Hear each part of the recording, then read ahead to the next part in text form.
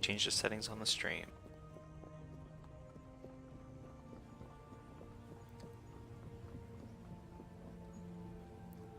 Okay. So, last time. The intrepid adventurers were in the city of Fransport, that is essentially a large port city. The closest place of the Arcanum, where there's a university, and essentially a giant college city, kind of. And where we began was with everybody kind of in there as the sky began to crack open and fall to pieces. After making your way to the kind of like the plateau, the spire, if you will, where the Arcanum is, everybody kind of like rushed in there. There's just a horde of people, and the heroes kind of got together and faced off against some water elementals. After defeating them, they went into the Arcanum, and thanks to Darum, who had certain sigils associated with the Arcanum, they were able to make their way and talk to the master there. After which, the master was willing to accept your help and asked you to essentially run an errand for him to go, see how another portal was doing. Trying to make sure that nothing's going awry here.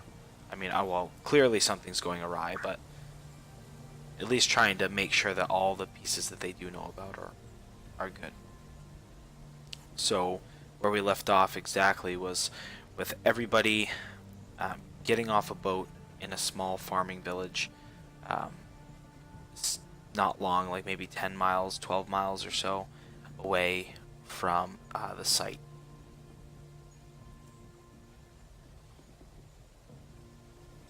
And so that's where we leave it. So it's all of you, as well as Temerith, the tiefling that was asked to essentially come with you and make sure everything goes well. And he is also a mage of sorts, right? Correct. Cool.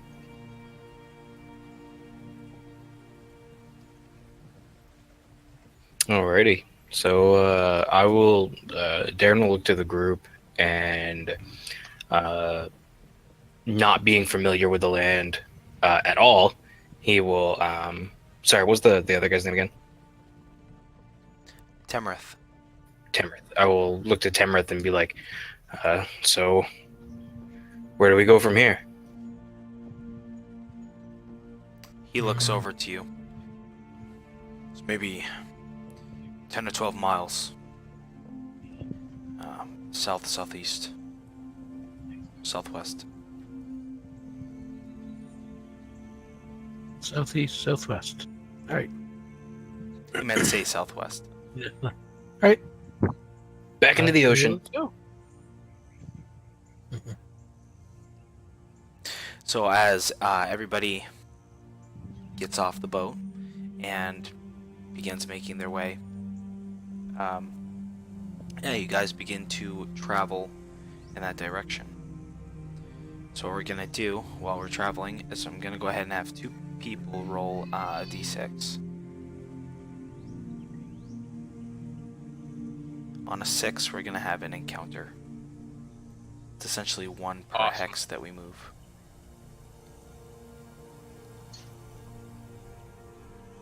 Alright, there's one. Somebody wants to grab the second one? Walter, you want to grab the second one since you didn't get to do much rolling last week? Yeah, no problem. Is it just roll / roll whatever? Yep. Okay. Or the dice roller thingy up in the top left. Roll 1. There we go. Okay. Okay, so you guys make it there without incident. And as you pull up, Belgarian. Oh, you weren't there, were were you? No, you ended up going the second time, right? Right. For what? In terms of you, Belgarian has been here before. I'm trying to Oh, think because a lot of the yeah. people have dropped, people come on, so Yeah. Nope, Belgarian I should- as well with the as 200-foot guy. that's right. Belgarian as well as Oliver recognize the site. Nobody else does though. So anyway, you guys come upon this. Essentially, it's kind of like a large hilly field, and at the base of some of these larger mountains, you see there's a stony entranceway that's been almost like rot from the earth. It's been unearthed. It's been pulled up, and you can see that it's been kind of like quarantined off, if you will. There's now like an iron gate that's blocking the entranceway to it, and you can see off, not terribly far, but maybe 100 yards or so up on like a peak of one of the hills. There's a small watchtower, and there's also like a residence that's been made next to this opening.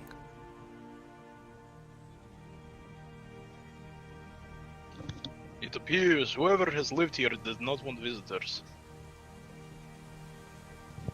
Or they're all dead. Fair point. Or they're trying to keep something in that hole. Sounds like fun. I suggest we search it. Make sure nothing comes to bite us in the ass if we move forward. Temereth speaks up. It's what we've come to check. Ah, very good.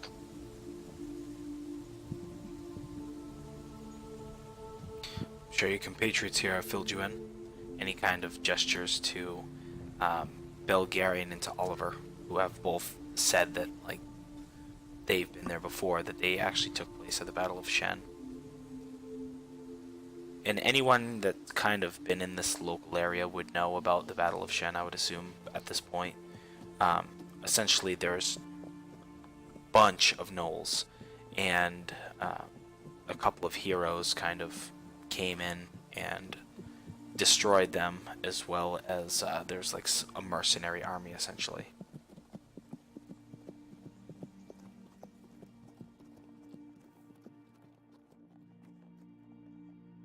Cool.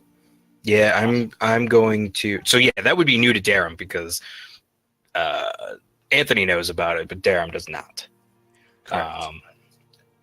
I'm just being watchful and hearing about stuff.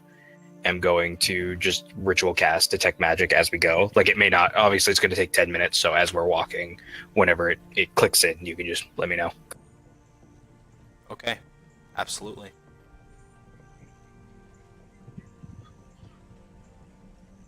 I'm being investigative for signs of weird shit. Actually, Darren was Tamarath is. What are we? Do we know what we're looking for? Indeed.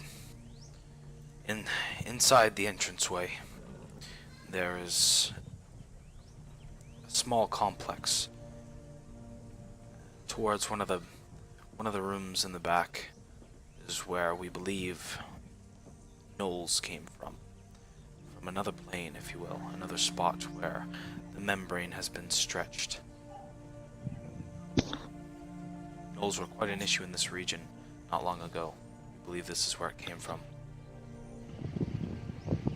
Gnolls from like another plane, like the elementals. Not Or one of the nether planes. not from the elemental chaos. From another plane. Of course, Yes. I meant only as in like similar to the elementals. I should have said. Correct, similar.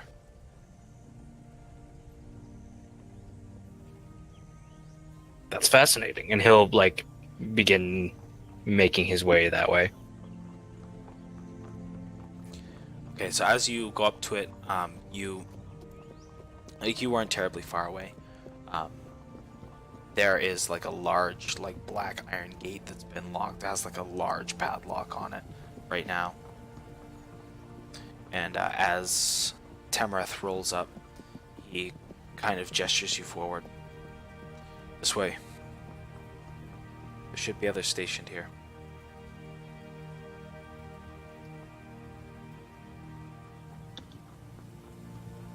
So as he takes you to kind of like to the right of the opening, past maybe 100 feet or so, you come to a small, it's just like a small shack, and Temerith knocks on the door, boo, boo, boo.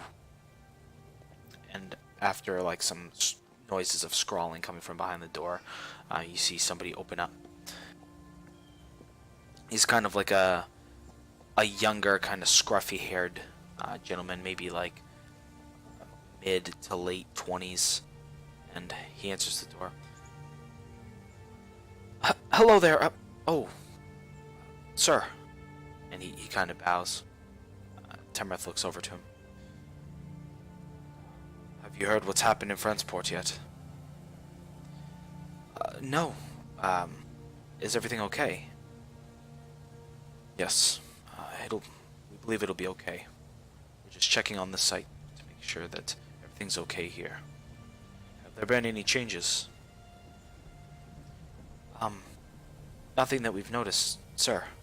And at that, he does like a deep bow, and you can see he has the same kind of Arcanum, like blue silk robes with like the gilded kind of gold color. It's not quite as elegant as Temerith's, but still of the same station, somewhat. So at that, he offers up to Temerith. Well, if you need to check, hold on, let me grab the key. He goes over, grabs a large key ring, and hands it to Temerith, who takes it, nods his head. After that, Temerith leads you all over to the Black Iron Gate. He unlocks it and leads you all inside. It's dark in there. Was that Felix? No. Oh, okay. I was hoping it was. Who's Felix? Exactly. He was 200 feet tall. Anthony was hoping it was Felix. All right. Anyway, so sorry. After kind of like gesturing inside, you can see he does a gesture with his hand, and his hands light up. It's quite dark in there. If anyone here knows how to cast light, or has brought a torch, I would advise lighting it. I'll light my hand. That's good, because I don't like light. So, he leads you all in, and you can see Darum. You see a lot of like shattered kind of relics and stuff along the floor. Like, it's been somewhat cleaned up in here, but you can tell it's still mostly undisturbed outside of like the general walkway you guys are going through. But you can see there's like little pieces of like old clay pottery and stuff like that that have been kind of smashed. You see a couple like pieces of, again, like very, very old, like what might be a corner of like a picture frame or something. But inside this whole structure is just like very finely made, almost as if it was chiseled out of a single piece of marble. It's just very, even though it's dilapidated, you can still tell like how magnificent it must have been. And going on through to the back, Temerith leads you to an area. It has just a large, like sundered, just a large crack in the middle of the floor, almost as if the room had been snapped in half. And he goes up, takes a brief look at the center back of the room, where you see a large monument. It looks like an altar to some sort of god. And then he looks back over into the crack that's in the floor. He appears to be like looking for something. All right. What are you looking for? Perhaps I can help. It's not all that dark in here. You said you had been in this before, hadn't you? Is this the Dwarven ruins, or? No. So this is essentially the knoll Well, the knoll base that you cave guys went at the into. bottom of the hill? Okay. Correct. All right. Yeah, we were in here before, but wasn't really much to see after we cleared the knolls out. Then you saw nothing strange then. No, nothing strange then. There might have been like a feeling of magic in the air or something, but no like big glowing portals and stuff. Into that, Oliver kind of pipes up and, well, there was... You don't remember, Belgarian. It seemed as though we were looking through to another dimension. It's a vision. He I goes, must have blocked that traumatic experience out. he goes and like looks up and over the crevice and looks around. Doesn't seem to be any different. And anybody who wishes to walk into the middle and looking down, you see it like essentially a very dim version of what happened in Franceport, where you can see like a shimmer almost, and behind the shimmer you can see what looks to be just like essentially, I don't want to say hell because hell's another plane, but you just see like fires everywhere, and you see a bunch of these knoll creatures skulking about, and you can see in the distance there's like one or two like really huge looking ones that are just like thundering around, and like poof, like many of these creatures are just like essentially in an eternal kind of scuffle where they're just like almost like pups like playing with themselves, like just like, you know, stuff like that. And you can see again in the background where these like big ones are like poof, they're like, they don't care where they're going, they're just like squishing and knocking ones out of the way, and the ones that are behind are like eating the corpses. It's just like a very like raw and savage looking alien world. And that's why I blocked the memory out. Has my detect magic gone off yet? Yeah, absolutely. So as it kind of turns on, you complete the last few incantations. It feels as though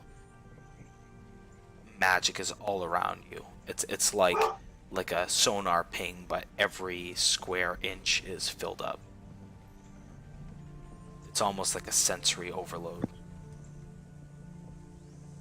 Do I know what type of magic? Yeah, it is. Hold on. I'm trying to remember off the top of my head. I can't remember what is what.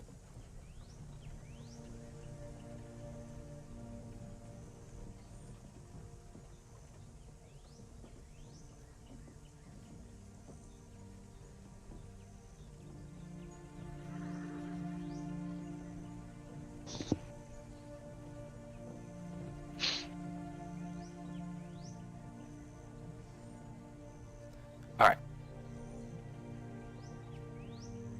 So, it would be conjuration magic, I believe, technically speaking. It's certainly not an illusion. It's like somewhere between. It's not really an enchantment. It's even that. It's hard to put a school to it. It's not like formed, if you will. It's outside the normal realms, Yes, of my understanding. Yeah. Yeah, it's trying to label it is very difficult. as it's not like a structured spell, it's just raw.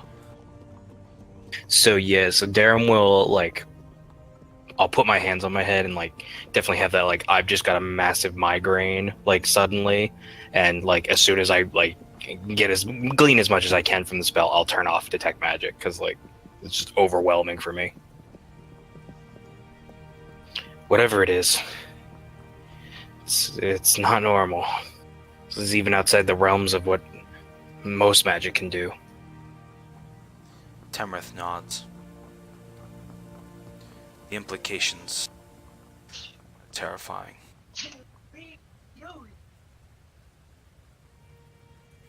And he kind of shakes his head and he looks over. I've not seen this firsthand myself. I've only heard the stories. But, and he gestures to the two, Belgarian and Oliver. Does it seem to be the same? Does it seem to be worse? And Oliver kind of like shrugs. I don't know. Worse? Are we? Do I think it's worse than last time, or? It looks about the same. Okay. Yeah, it doesn't look like it's gotten any worse, but it hasn't gotten any better. He kind of, He ponders for a moment, then. Good.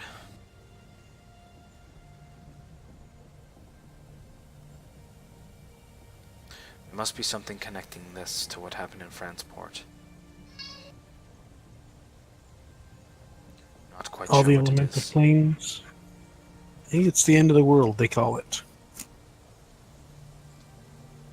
Depending on who you ask, it's always the end of the world. That's true. It's the Arcanum's job to make sure it doesn't happen. Or to disprove it.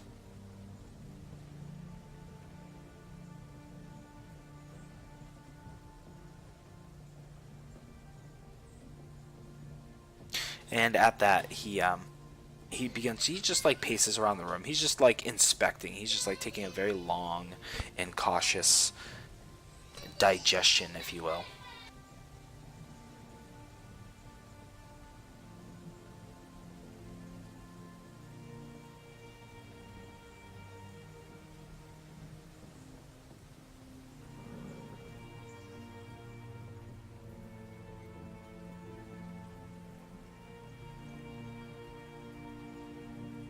Did we lose him? I think we might have. I gotta step away for a minute. I'll be Okay. right back. I know I just got kicked off our internet for a minute. Oh, okay. Maybe it was me. Alright. Did I miss anything? Nope. Okay. We thought we lost you. No, I said I was like pacing and then I didn't hear anything. Yeah, can I just help him or walk with him and like investigate or just look for things that seem to be unnatural from this carved out wall or tunnel, I should say. Yeah. So, go ahead and just make an investigation check.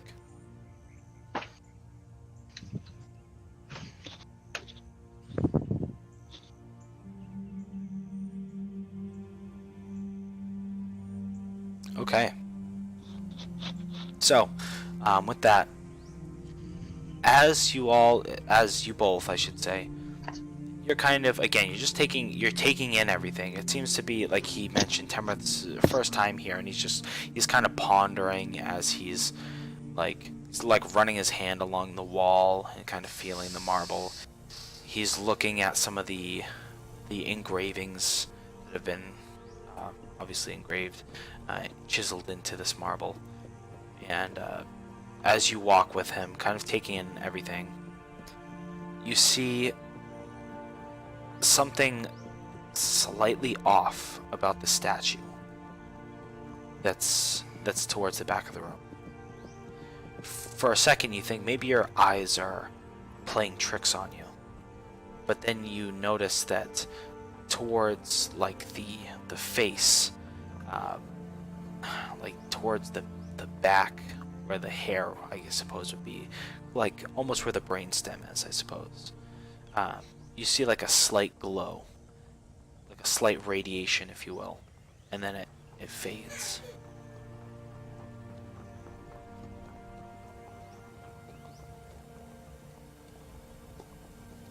Yeah, I'm gonna climb up on that statue and figure out what's going on, or at least inspect it for see if there any of these weird chiseling engravements anywhere on it, or anything else that sticks out.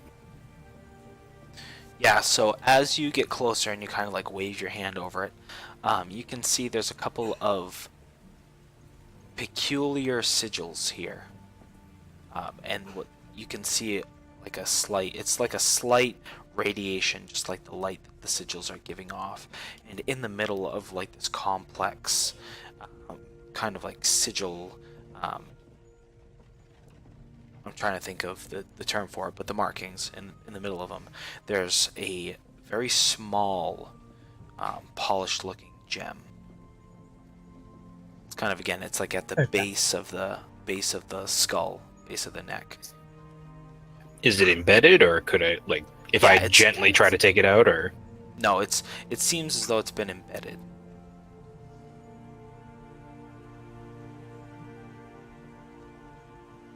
And do I recognize any, like, what does this statue look like? Go ahead and do a religion check. Oh, okay. Yeah, absolutely. So, Cool. you know that this would be a statue of. Okay. Yep. I'm just making sure. I'm like, what?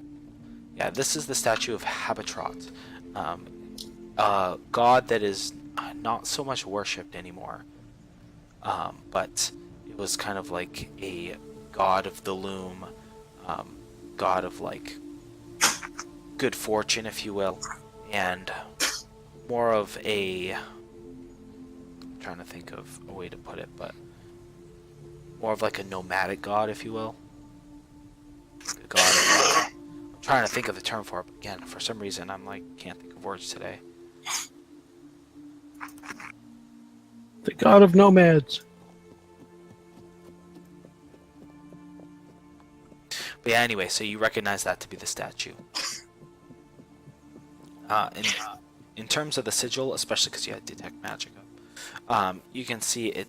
They appear to be like sigils of some sort of like binding, and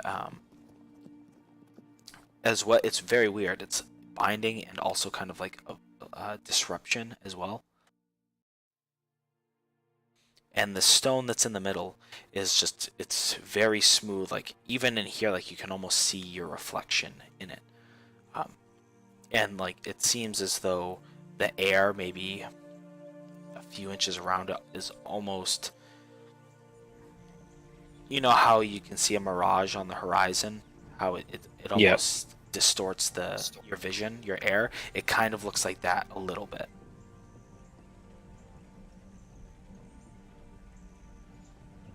I'll call everyone over and be like, I think this might be what is keeping that portal closed. Maybe these runes, they hold some sort of binding. Maybe they're weakening, and that's why this particular portal is opening. Temerith kind of jumps over and let me see. So, how do we strengthen it then? It's a great question. It's of a god that hasn't been worshipped in quite some time. She may not have the power to keep this power, to keep the binding binded. So as Temerith jumps over, he's kind of like looks at it. This is fine work. It seems to be very old. And he just kind of, he like admires it for a second, and something's off. He actually calls you over, Darum, again, to like look with him. as you guys, you're like awkwardly kind of like half climbed on the statue looking at it. Now, is this like a 10-foot statue, or is it like Yeah, just a couple, like a little bit taller than us? it's like, yeah, I would say it's probably closer to 9 or 10 feet. But it's not just like a human standing. There's like other things that like almost come up into its form, like the loom and stuff, like that you would have. Like you could climb it. It's just, looking at it is a little awkward. Gotcha. So with that, he points out to you, and like through the distortion, you can see as he points out, it's almost as if it's been tampered with. You see here and here seem to be the original sigils. It's almost as if someone added something to pervert it. And as he points that out, like you can see that, and he takes a second, and I'm not quite sure what this means, but I believe we should certainly tell the master about this. You have charcoal, potentially parchment on you. I have a scholar's back. I have both as well. Okay, so he asks you, Belgarian, you Dark One, hand us paper and charcoal. Sure. And as he does, he casts fly on you, Anthony, as well as himself, so that way you can have hands free. And like he's pointing out like the details, like obviously you can see with your eyeballs, but he's also like assisting you, and he has you draw out like exactly what's going on. So is any of that writing or changing like infernal?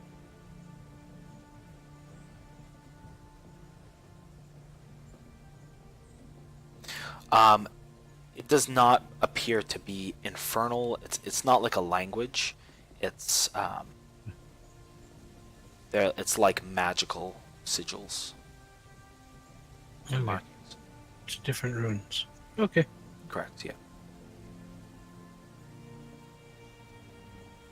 So anyway, as you finish taking it down, you guys descend and look around.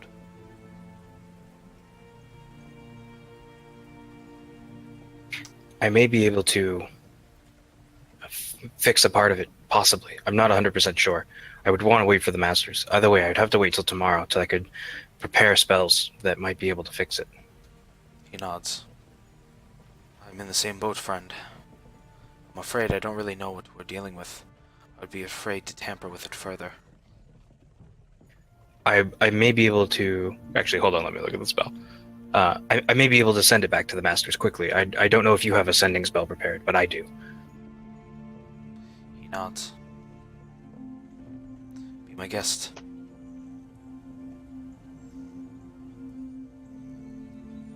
I'm not sure if you can send pictures. I think it's just words No. with sending, Yeah. right? Yeah. Yeah. It's a telephone, not a fax.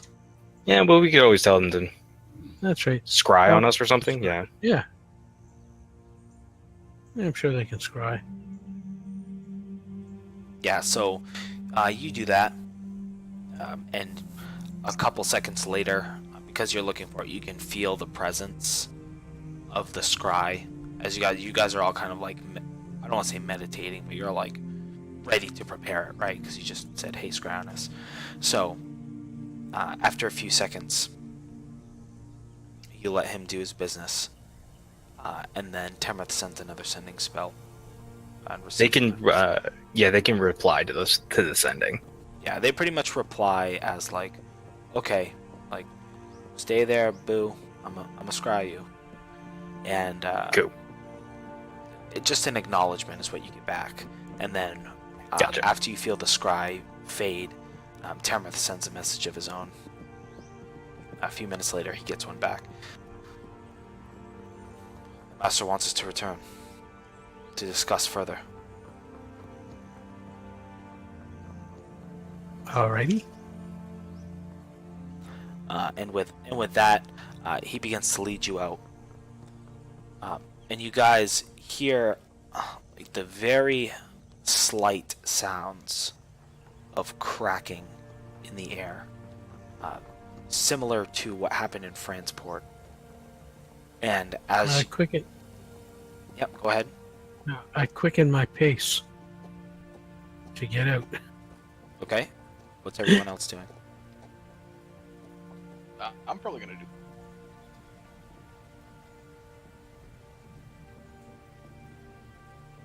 Okay, so Temrith kind of stands still for a moment. He's looking around, and it appears as though like the marble itself is like cracking, and you guys get this vision as it fades in and out, almost as if you're standing in that same space that you had seen through the vision, through the portal, and there's just a bunch of these creatures, a bunch of these gnolls. One of even the larger ones kind of like looks over towards your direction as you kind of fade, or this reality seems to fade in and out, and then it fades back, and that cracking sound kind of relaxes.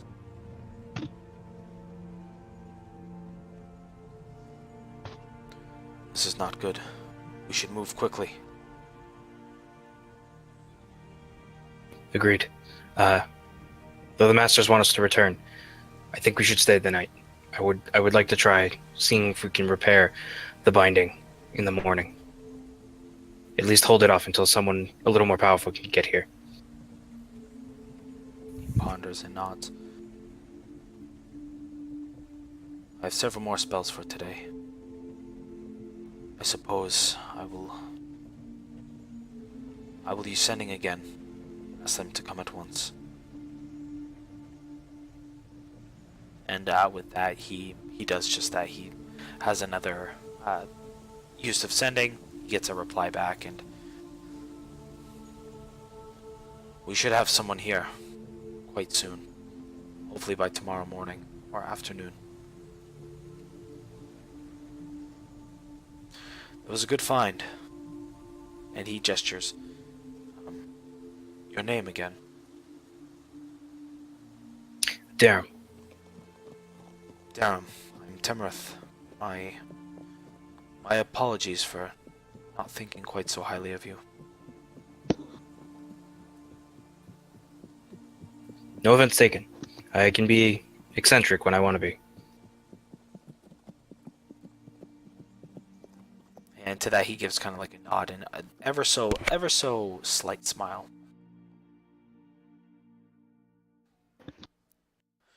And make my way back up with my new friend. Okay. So as you guys follow suit, you see there's the scruffy-haired gentleman. As Temrith goes over, he returns the key, and you can see he's like explaining somewhat. You can see like the face of the scruffy-haired young man just kind of like whoa, like his jaw kind of drop, and him kind of like nodding excitedly, and then he comes back over. There's not quite enough space for all of us to stay there, as he gestures over to the hut. But we're free to stay in the watchtower. Should be enough room for all of us. Sure, sounds good to me. The day is still young.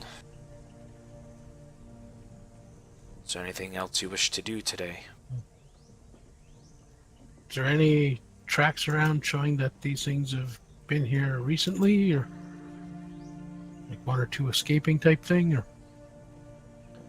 He shakes his head. There's only been a handful to come through the portal since the initial herd was defeated. At least that's what I hear anyway. That's why we installed the gate and the guards.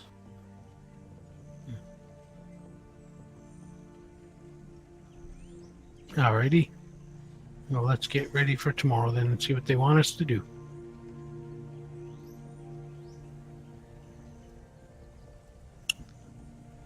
That sounds good to me. Okay. And so with that, he locks up the gate, And yeah, and you guys are all left to your own devices for the rest of the day.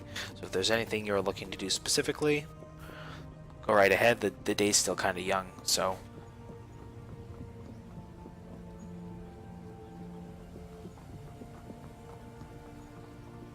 No, I'm just following along.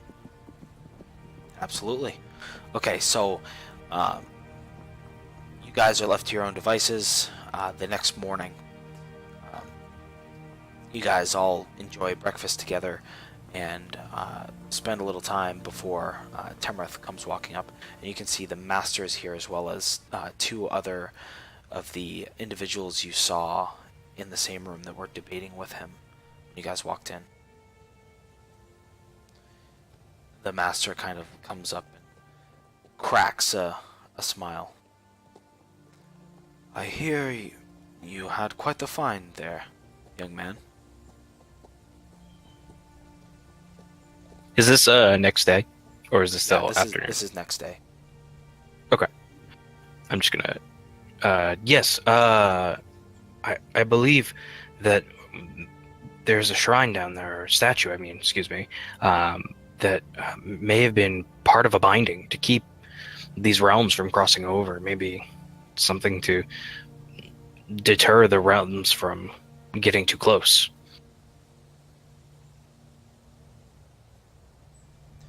Possibly, from what I've seen, that's what it appears to be. Something akin to that. I have prepared some of my prayers to help strengthen the binding, but I don't know. I do not believe my power would be sufficient to ward off an entire dimension. He nods. That's what we're here for, young man.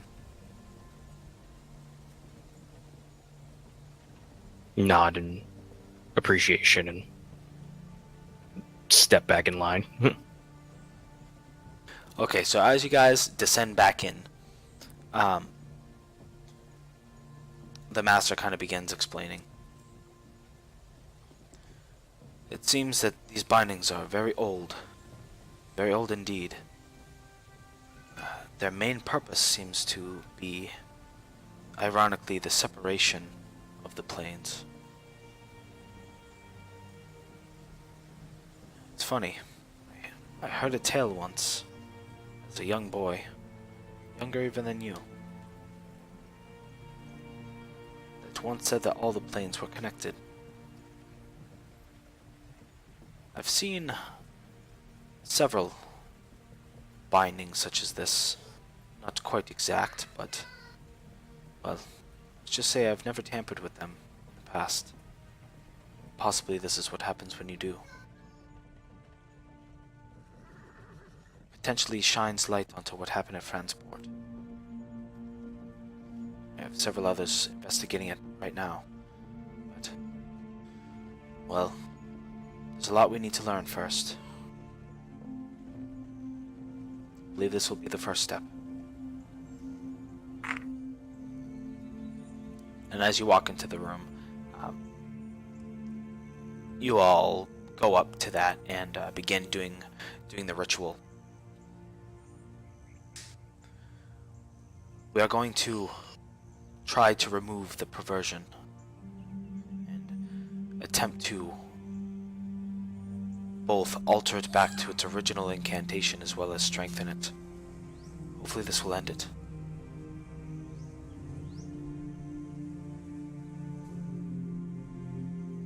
So as everybody makes their preparations, you are also, I assume you said you're going to help out, so you're going to help out as well. So go ahead and just make an Arcana check. You can make it at advantage.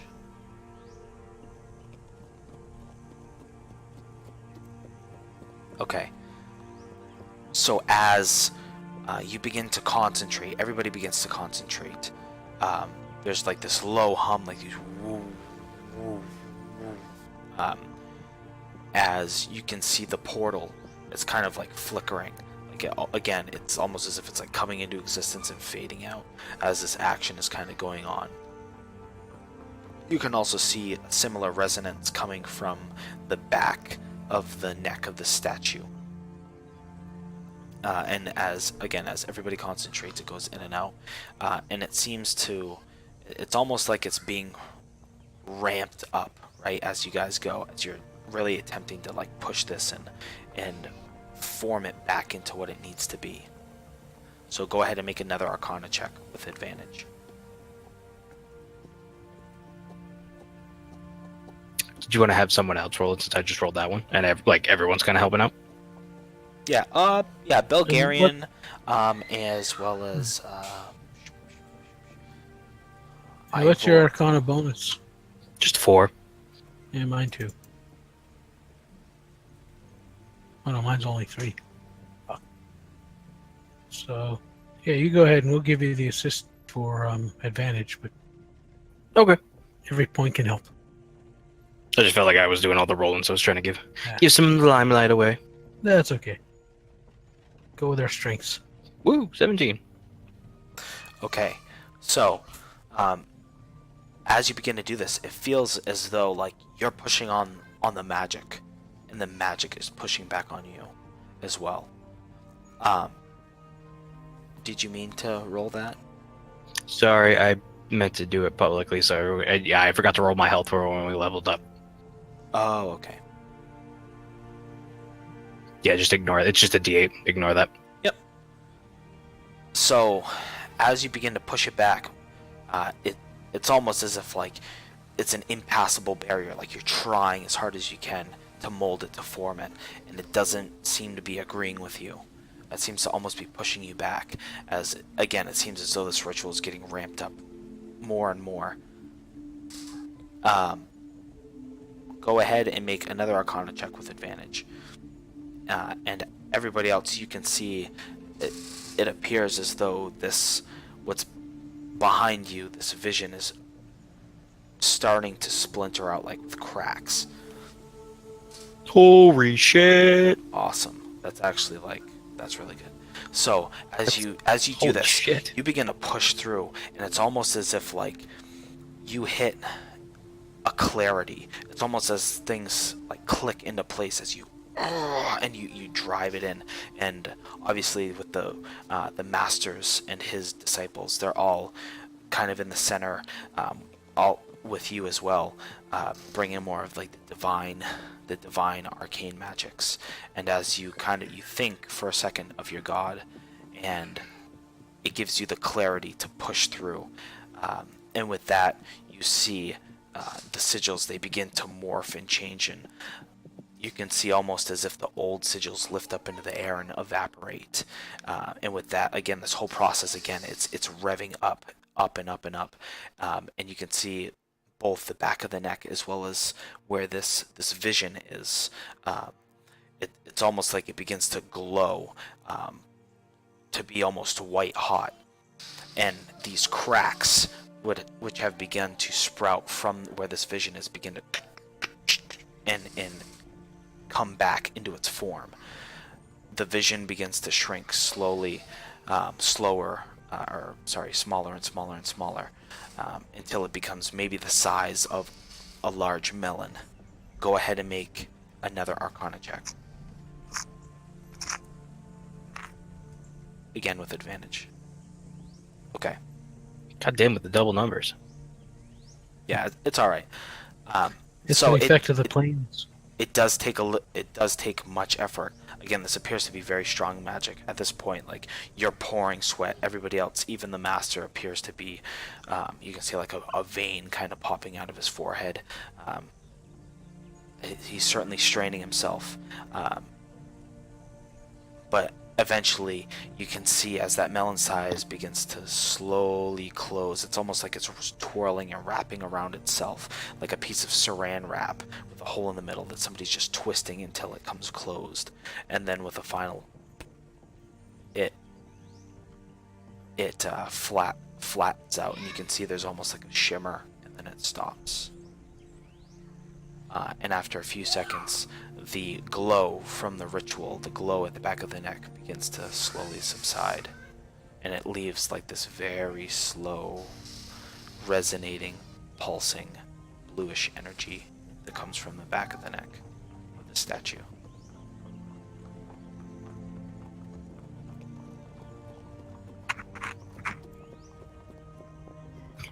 Well, that was intense. Yeah, this was probably over the course of, say, an hour to 2 hours. So Yeah, just like sit down and like breathing heavily, drinking water, like near passing out. Yeah. So, did we fix it? I asked him. Temrith kind of does the same as Anthony. As Darum. He like takes a water sack and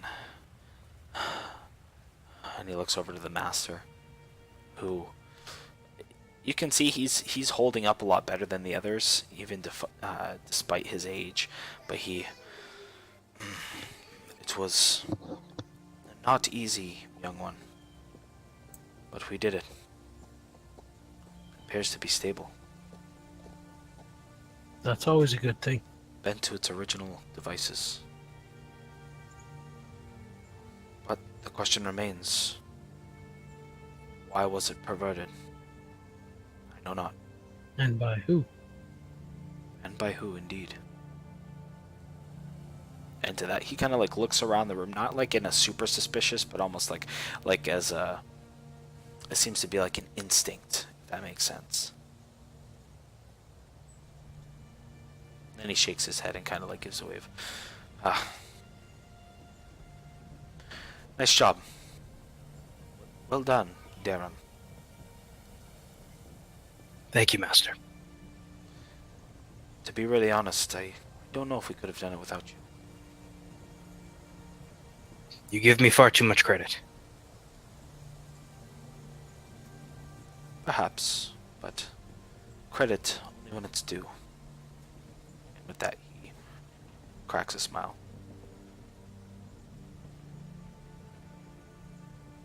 I say tomorrow we return back to the Arcanum. You may come if you wish. You and your friends, Darum. I would not think any less of you if you did not.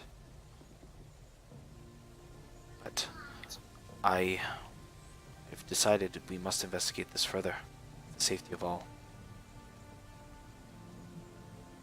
I think we can all agree on that. Is there anywhere else that you would have us search for stuff like this? I'm not quite sure, to be honest. I need to refer to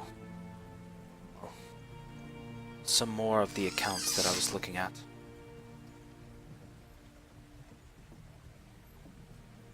It's what I was doing when we were called off. Has not been much time since what happened in Fransport. We're still trying to put the pieces together.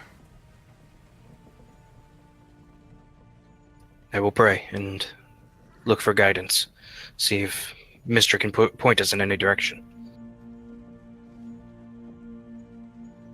Of course, we would appreciate certainly her blessing. And with that, he kind of like, whoa, he kind of like, you can tell how exhausted he is, how tired he is from this. And with that, he kind of begins hobbling off with his two, the other two that came with Temrith and the Master, and they're kind of almost like his manservants, sort of. They're just making sure that he doesn't like collapse as an old man.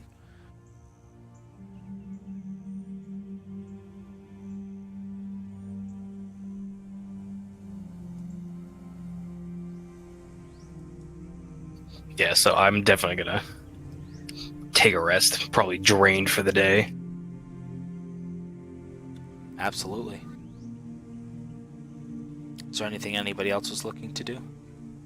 I'm gonna take a look further in the caves there and see if there's anything. Okay, go ahead and just do an investigation check.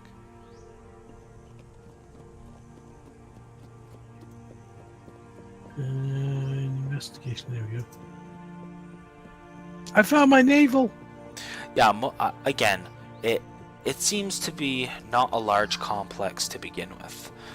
And whatever this was, it seems, again, to have been unearthed. A lot of it is collapsed. So in the very few rooms, again, you're digging through and there appears to be like shards of old like clay pottery and stuff.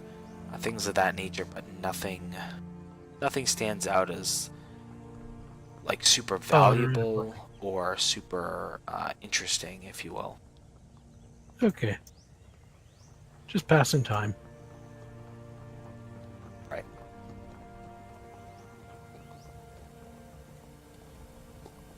Okay. So, when everybody is rested up, the master and his disciples invite you all to come with them back to Fransport, to the Arcanum, to investigate further.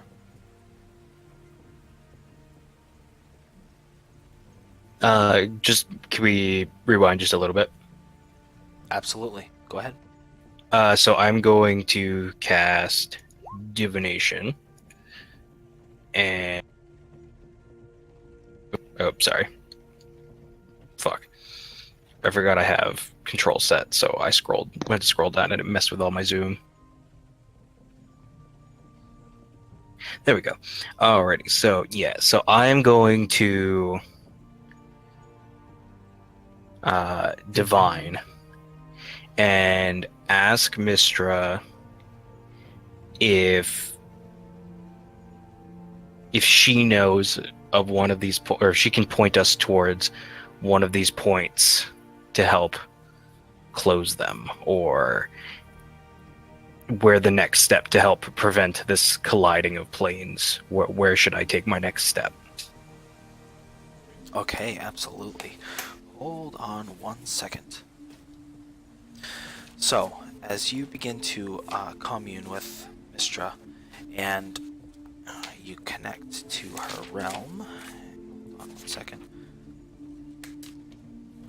Flipping through my very messy notes that I haven't put into Excel.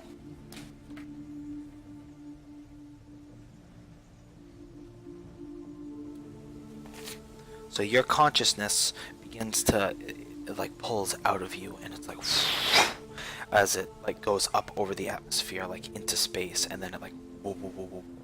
It goes into almost like a Zen place. It's like what you believe. Actually, I mean, you know enough. This appears as though your consciousness is in the astral plane. As though like you're looking over like a ever expanding expanse of just like it's hard to describe, just like constellations and like random like magic waves and things like that.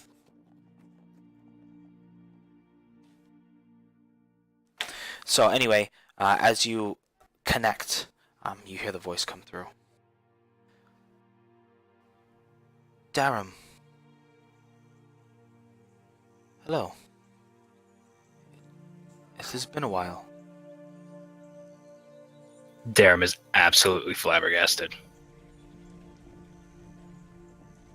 Like just speechless, like he doesn't know what to say. Like he's always spoken to his god, he's never actually like heard her speak back.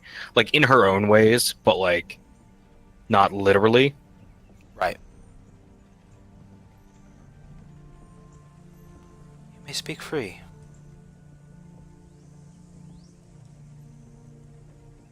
Yeah, he doesn't know what to say. He's awestruck in the face of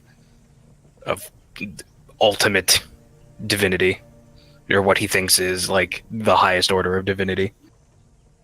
Right.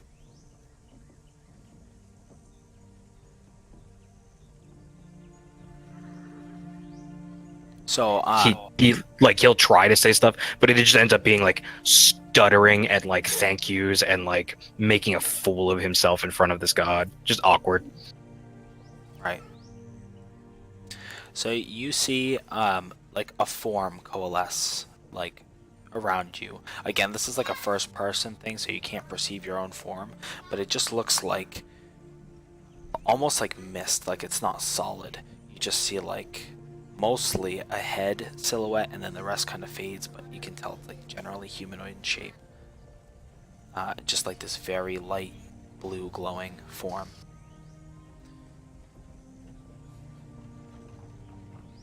Well, since you will not speak, I suppose I will do the speaking.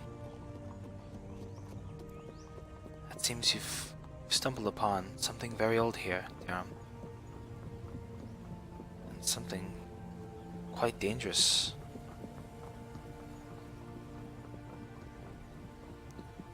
To answer your question bluntly, Durham, Durialn.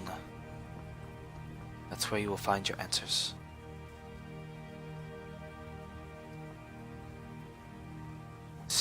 Seek the small one. He resides in Shen. His name is Virgil. He can tell you more. Can you repeat the city's name for Anthony one more time? Durialn.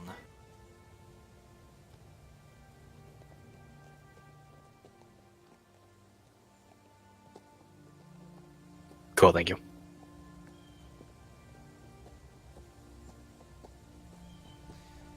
And before I go,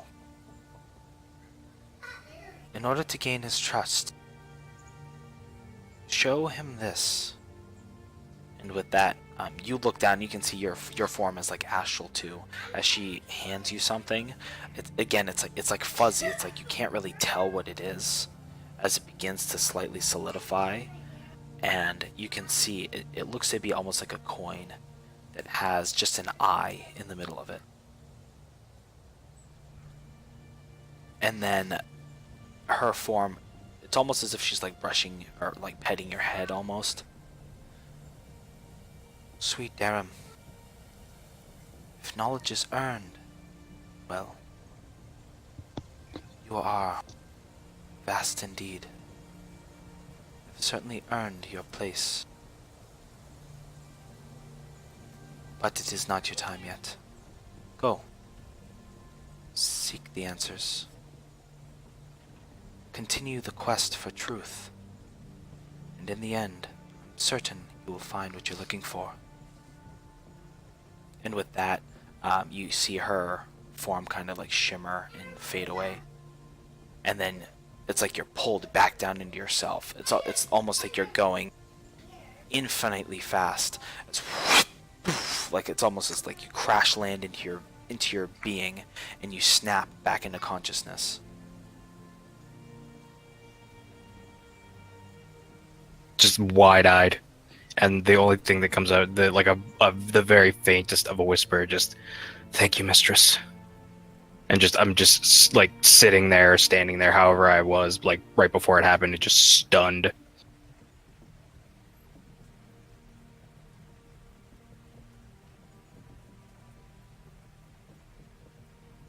And then, like, after a few minutes, like, it comes over me, and I'm just giddy with excitement.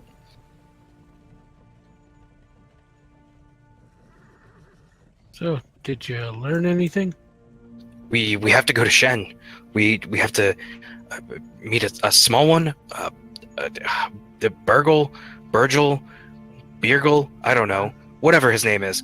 We need to find a small person and give him this. And I show you the coin. Okay. Yeah, he'll like coins. Were you not holding that before? Where did that come from? Mister gave it to me. She said it would point us in the direction of where we need to go next. So we are to look for a small one. I leave that to you. All right, off we go to see Virgil.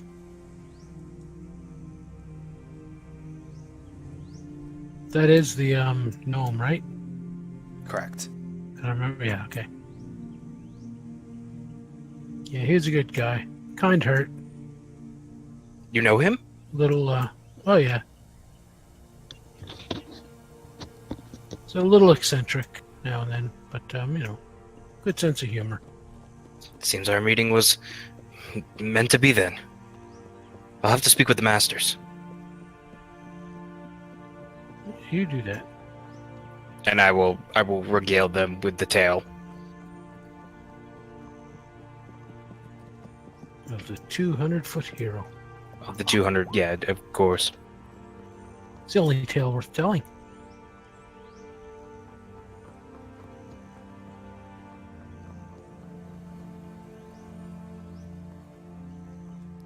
Okay, so as you kind of you begin to tell this tale, right now the master, as well as his disciples and Temerith, have all kind of gone like they're staying essentially in the hut. You can see actually Temerith's kind of like staying outside. Is that something? Are you trying to tell everybody, or are you just like telling these guys right now? And then I would have told everyone in my immediate vicinity once I did the divination, and then again to the masters, as like once I finished it the first time, like I would have been like, "You are not the people I should be telling this," and like moved forward to like tell the masters, and just repeated everything I had said.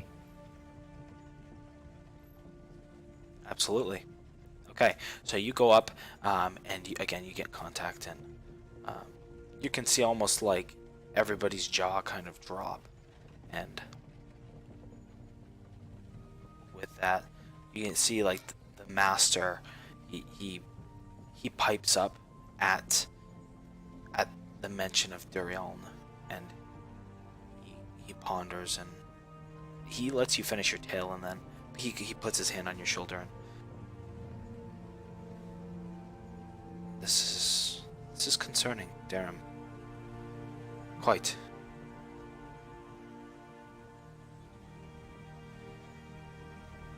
I certainly think you should investigate, but be cautious. You still do not know whatever this is.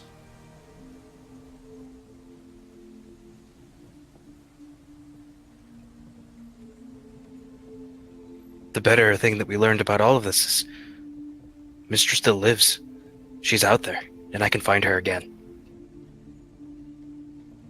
And at that, he ever so slightly reaches into his pocket, and he pulls out he has a small holy symbol of Mistra, and he like looks at you. You guys just like lock eyes for a second. In the end, I gave him like just like a shit-eating grin. Like I like not like I knew it, but like I knew there were more of like followers than just me. Yeah. So with that, he smiles like an old rye kind of smiling. In the end, she finds us all, and we find her. It's the peculiar relationship with Mistra.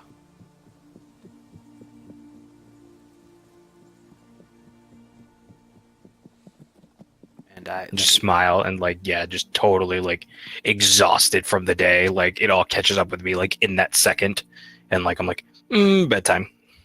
Yeah. So, and with that, he also retires as well. And then you all get up, kind of the next day. I mean, it was probably like they got there in the morning, and then you guys did the ritual. So, I mean, it was really by the time the ritual got done and the divination and everything, we're talking like 1 o'clock. But people they're still pretty pooped. But if you guys wanted to begin movement, you could. Otherwise, you could just wait and do like your full movement tomorrow.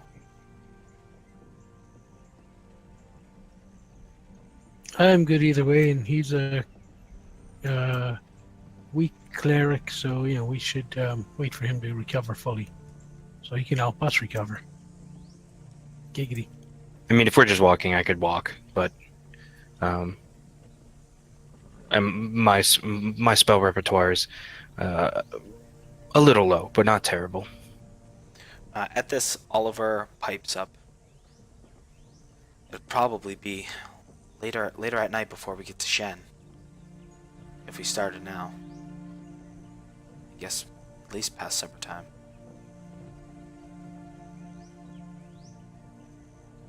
You said the Shen is a city, right? More of a village, really.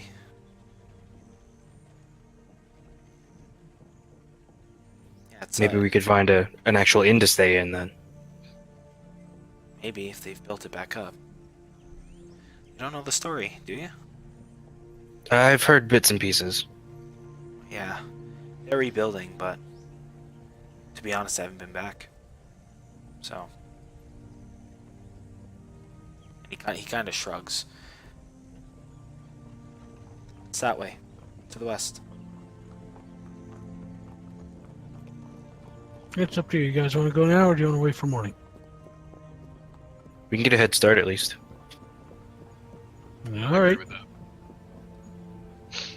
Okay. I'm easy like Sunday morning. Works for me.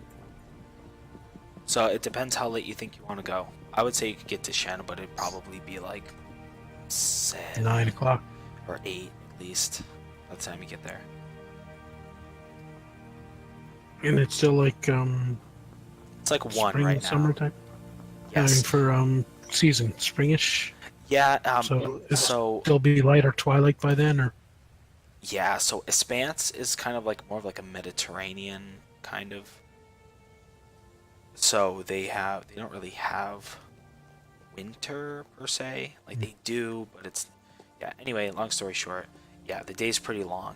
There would still be light out, probably. More of a Okay. rainy season than actual winter. Yeah. all right. Well, if there's going to be light, let's go. Just want you guys to be able to see something if it comes at us. Okay, absolutely. So I'll say, so guys move to Shen, and 2 rolls of a d6. On a 6, it's an encounter. Go ahead, whoever wants to. I rolled a 6 last time, so someone else can do it if they want. Well, there's a good chance you might roll one again. Then that's okay. That's perfect. I guess yeah. I mean, Bree, why didn't you get one? Yeah, I'll make a form so like you guys have to go in order. There we go.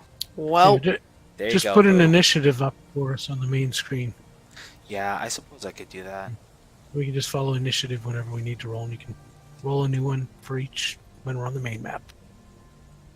Okay. All right. Ooh, encounter. Yeah.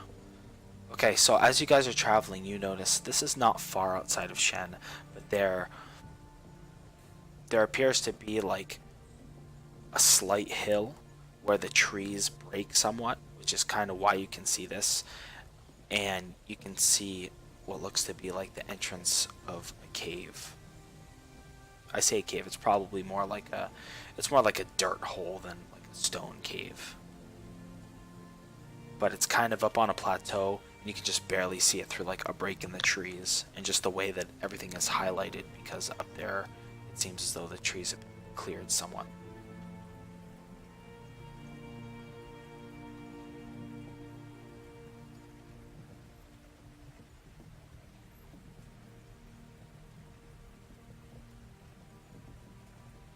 All right. And what's coming from that?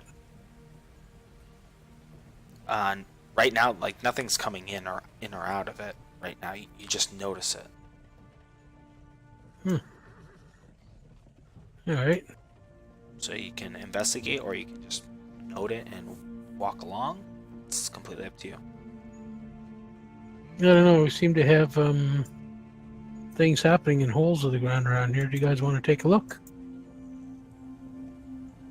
I would prefer a look, rather to overlook it.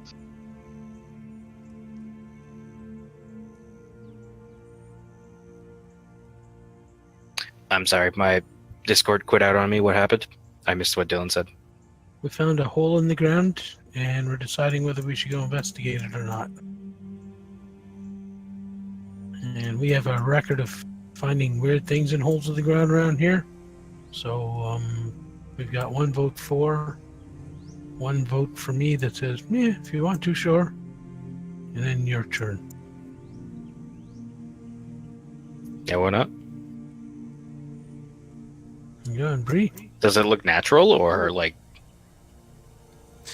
It looks as though it's been made by something, Oh, because it looks like essentially a hole in the side of a mountain, sort of. I say a mountain, it's like a hole in the side of a hill, right? But the outside looks to be like loose earth. So something dug in there. yeah, it was dug into, not like blasted or anything. Perhaps a botched mining excavation from the dwarves running around here. Or maybe more something- uncaves. Callie, what do you think? I mean, we could look and see if it's related to anything that's going on. I mean, there was a huge attack in Chen the year ago, right? It could be more of those knolls that there was signs of, but nobody found. Maybe they made it to here and decided to make a new home. Does it look recent? I mean, it's kind of hard to tell. I suppose I would Alright. say I suppose not, just as it's hard unless you're walking right up to it. I think it's hard to tell from here, but I could give you a better description if you guys are going up to it and investigating it. Should we go investigate? My interest is piqued. All right, I'll poke my head in there. you go take a look. Okay. So, upon closer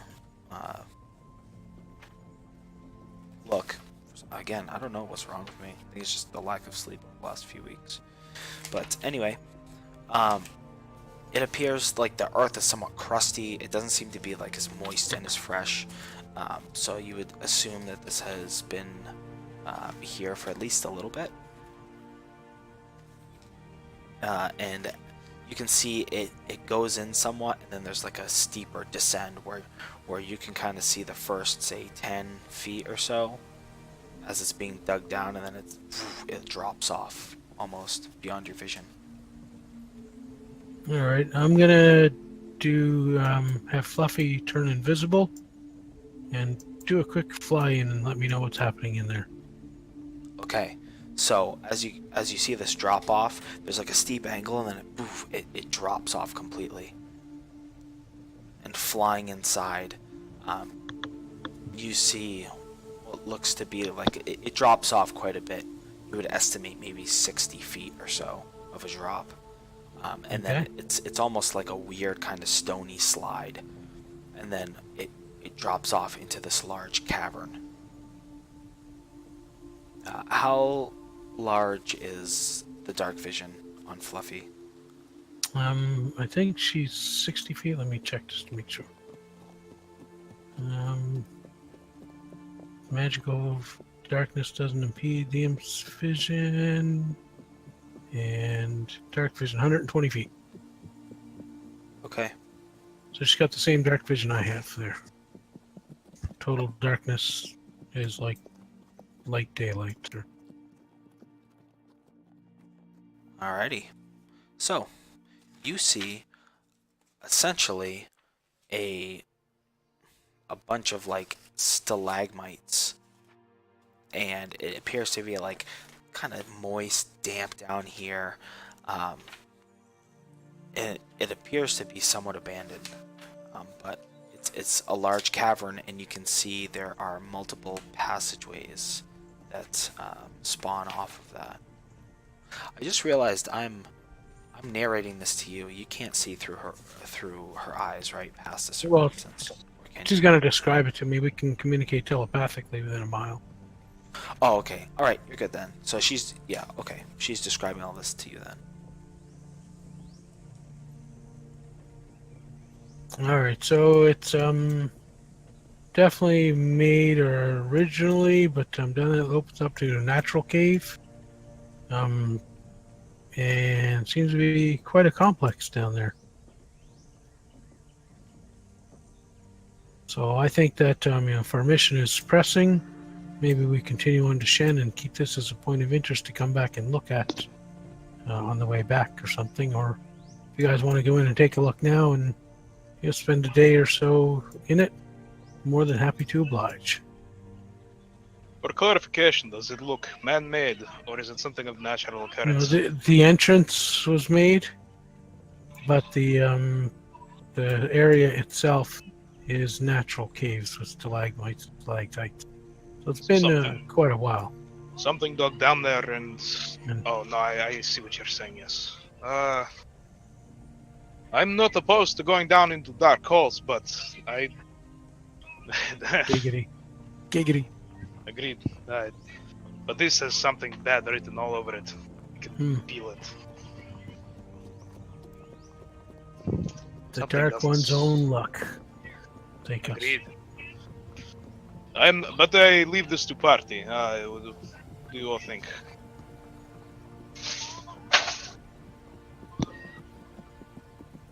I don't care either way. It might be good to explore it at some point, but I don't know that it's our most pressing concern right now. Let's at least see what's down here. See if we can find anything. And then, even if we don't clear it out per se, or at least maybe we do and figure out that it's just nothing. It's just a big hole. We can always leave. Agreed. Well, was that the priest saying that? Who has the mission from his god to go see the guy in the town? To go see Virgil? It doesn't sound like Virgil's going to die anytime soon. No. And my god rewards those who travel, or those who explore, so. Well, there you go. Mm. I'll cast light on my hand and begin walking down. Careful, that first step's a doozy. It's a long, slippery slope. I can So- also give us a light source if we need more. Okay. So, as you do that, as you do such, you go on, you continue for about 7 or 8 feet into this, and then there's a steep decline. It's probably like a 60-degree. Like, it's fairly, like you, like kind of holding on behind you as you go. It doesn't appear to be slick. There's like some loose earth, gravelly kind of like to grip. And then you come across this hole that appears to be like probably 3 feet, 4 feet in diameter, like just enough for like 1 or 2 people maybe. And it just descends down into darkness. As you shine the light over, you can see like it has some sort of like a curvature to it. It's not just like a straight down, but it's certainly like, it appears to be somewhat slick. You may be able to descend down, but climbing down may be difficult.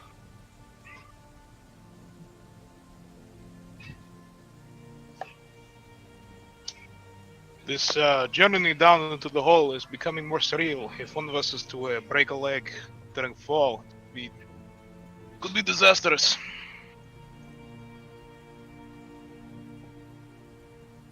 Let's go a little bit farther. I won't push us too far for the day, especially where we're coming into nighttime here. I just want to see if there's anything at the bottom.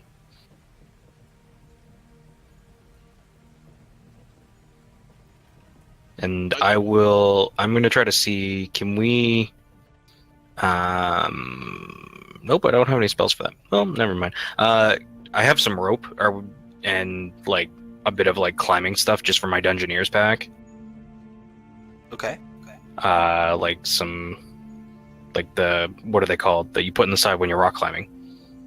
The pitons, pitons, the pecans that you put in the side of the wall. The piton and the like. Yeah, the carabiners and piton. stuff. I was gonna say, are we gonna be that French? Yeah. Piton. Yeah. See if we can like rig one of those into the side of the wall and then like tie the rope off on it and see if we can maybe climb down that way a little bit. I could conjure some animals also. Ones that could get us down there. I could summon 2 giant eagles. I don't think they'd be able to fly through that. Yeah, I just think this, like, they wouldn't be able to get their full wingspan out in order to fly. But you could ride them down and let the rough sides grind away their flesh. That'd be cool. No, that's fine. Sweet. How about some giant moles? Or an elephant to hold the rope for us and pull us back up like an elevator. That's not a bad idea. I don't think I can summon an elephant. Oh well. How about like a gorilla or something maybe? If you got a polymorph spell, you can turn someone into a giant gorilla. And so I say Fluffy went in a little bit. She didn't see anything, so it's going to be more than just go down and look if you want to explore it. we're gonna need to take some like real time to go through it.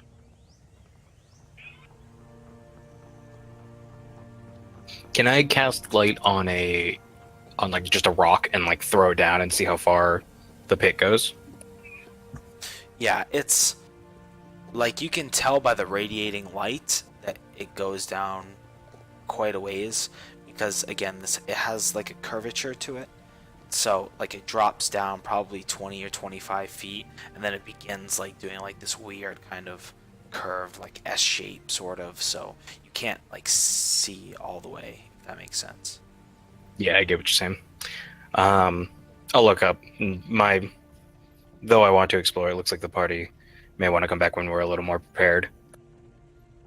Well, it's not just a little more prepared. It's I want to find out what's happening with the summoning stuff too. And True.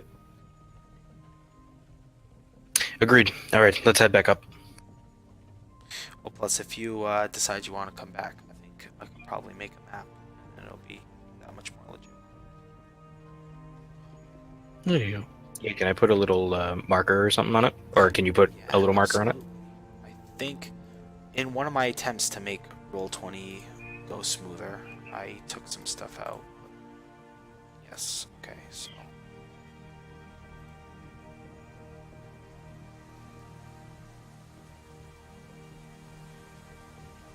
Here, while I do that. I could always make some apes if we want someone to hold the rope. Ooh. Oh, there you go. That's about Ooh. the biggest or strongest I think I could do. Haven't you always wanted a monkey?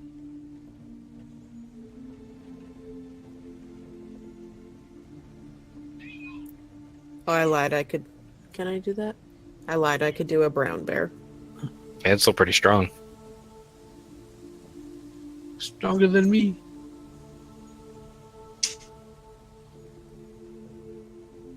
I'm strong like chicken. Strong like a cock. Well, Womp here.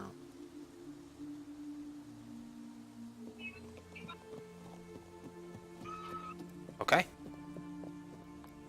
So you're deciding to proceed. off to Shen. Okay, great. So as you make your way into... Whoa, that's a giant. Never mind. Sorry. I hovered over a Whoa, thing that's and it good. was like a giant opening in the ground. I'm like, what the hell is that on my map? But it was actually me hovering over an asset I have. So anyway, so you guys roll into Shen. Turning back out of the cave, you make your way down the little hill, and this is not very far outside of Shen. It's like just several miles. So as you make your way, you can see the sun is beginning to crest over. There's still light in the sky, but it's like just like kind of a cerulean blue that's just darkening by the minute. And yeah, as you walk into Shen, you can see it's bustling with life.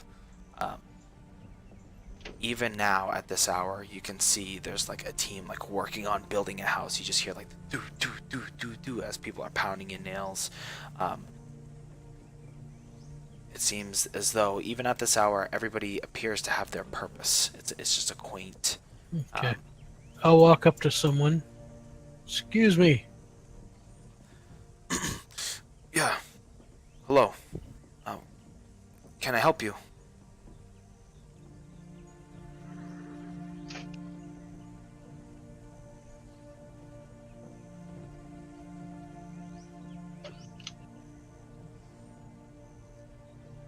I think my friend has died. I think we're looking for a small person, possibly named Burgle. Ah, Virgil the Occult. Yeah. Virgil, yes, that's it. Sure. Hello? There we go. Oh, sorry, I cut out there. As soon as I said, where is the gnome? My internet cut. It's all right. Darum kind of took over. Oh, okay, good. So he points you off towards the center of town. Well, you're gonna want to go over there. towards the middle of town, and around the town square there's going to be a larger green building. It's honestly, it's the only green building in the town square. You should be able to find it pretty quickly. You should find Thank you. you should find your friend Virgil as well as his family. Family. Did he get married? Since last I seen him? No, he's got his son and his granddaughter. Son. How long has it Interesting. been since you two have spoken? What's it been, like a year? Yeah, it's been a year. It's been a year, but he didn't have a son or a granddaughter back then. Unless he means the little girl that was picked up from the village here that he was given to adopt. Hey, that means we might get to meet the 200-foot guy. Let's go. So, and at that he's like, what? He just like shakes his head and then, well, you guys have a nice day now. And he like turns back and just like he begins like pounding nails.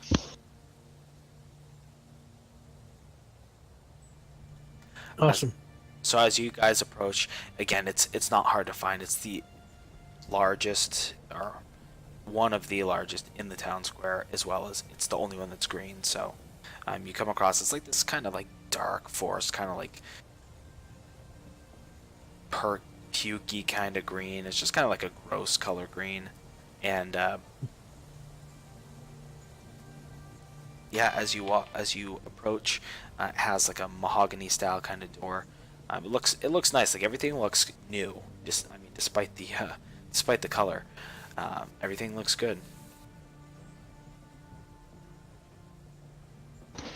You should really hire an interior decorator.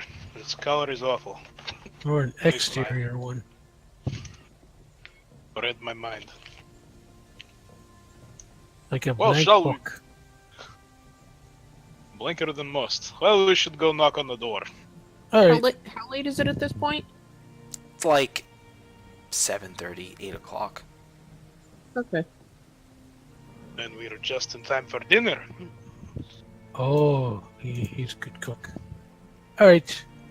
We'll go knock on the door. Boom, boom, boom. As you knock on the door. Yes, I'll get it. Don't worry.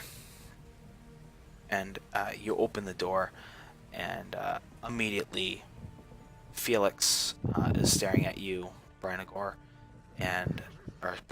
Belgarian. Sorry, damn B names. Belgarian, and he instantly he smiles wide and he jumps in. He gives you a big hug. Belgarian. Greetings, Felix. We need your help. There's millions of monsters roaming in from the other planes and gnolls and stuff. No, just kidding. We're here to consult with our friend there. I guess your father now, someone told me? Well, that's the alias anyway. I mean, we're only kind of kidding about the planar thing, but Yeah, just kind of kidding. But, something that will help us with that planar issue there is a good meal. Maybe a pallet. He leads you in. Of course, Sweet. of course. And Oliver, nice to see you again. And he kind of gives a very a handshake, but he's just very gracious about it, and leads you in. And hello, friends of yours. Yeah, new traveling companions. Maybe not. You're very Do the introduction around there. very welcome to stay here. My name is Felix. Nice to meet you. And he shakes all of your hands. He's the hero of the invasion. Ah, I see. So you are the one I have been told about in the joyous ballads of your time against these, gnolls? Gnolls? I cannot say. Knolls. Yeah, that's- Gnolls. Yeah, nasty creatures. But at that, he kind of scratches his head, and he looks down a little bit. Yeah, I suppose. Yeah, we all helped. It was a group effort. We all helped. And as he's saying that, you hear a voice coming from the other room. Felix, Modest. I think come back here. Yep, but okay. And he like awkwardly closes the door and like brushes past you all. All right, in we go. And Yeah, you walk in and they're having like a. It looks as though they were having dinner of some sort, like it's like the remnants of dinner. And you can see a young girl. She's probably like 10 years old or so. And she's like picking up the plates, and she like looks over at the new people coming in, stops for a second, and then continues on to her work. And Virgil points at you all. Well, I remember a couple of you, but who are all these people in our house? It's all right. we'll let this man explain, Virgil. He's got a message from Mister. And at that, he looks peculiar at you, Darren. That's from the Arcanum, perhaps. No, from Mister. From Mistra, Yeah, you know, thoughts magic. likely. Yeah, I thought she was presumed dead. yeah. We've all been presumed dead at one time. Fair point. Continue. We get better. And, I will step forward and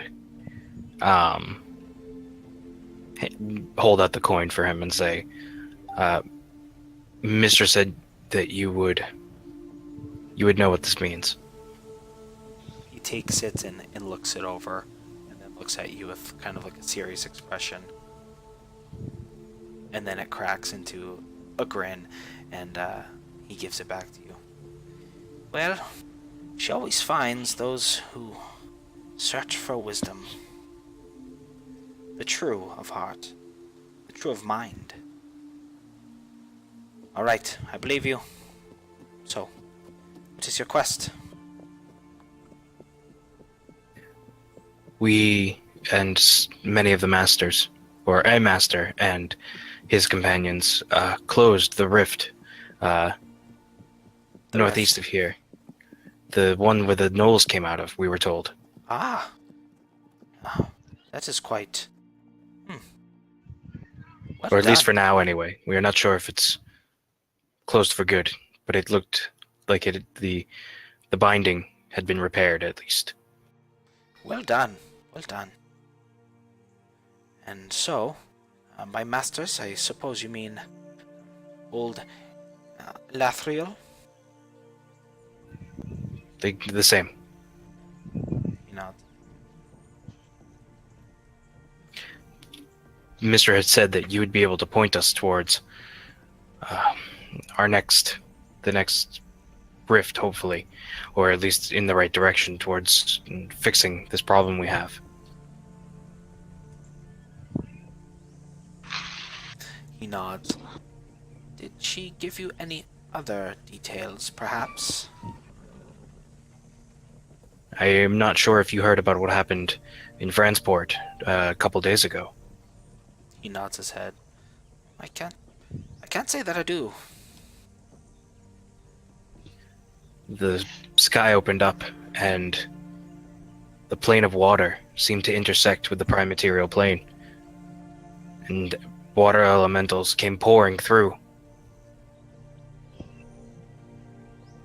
That Like is- literally pouring. Literally. Oh. Wait. You're serious? I'm afraid so. So many elementals. Oh.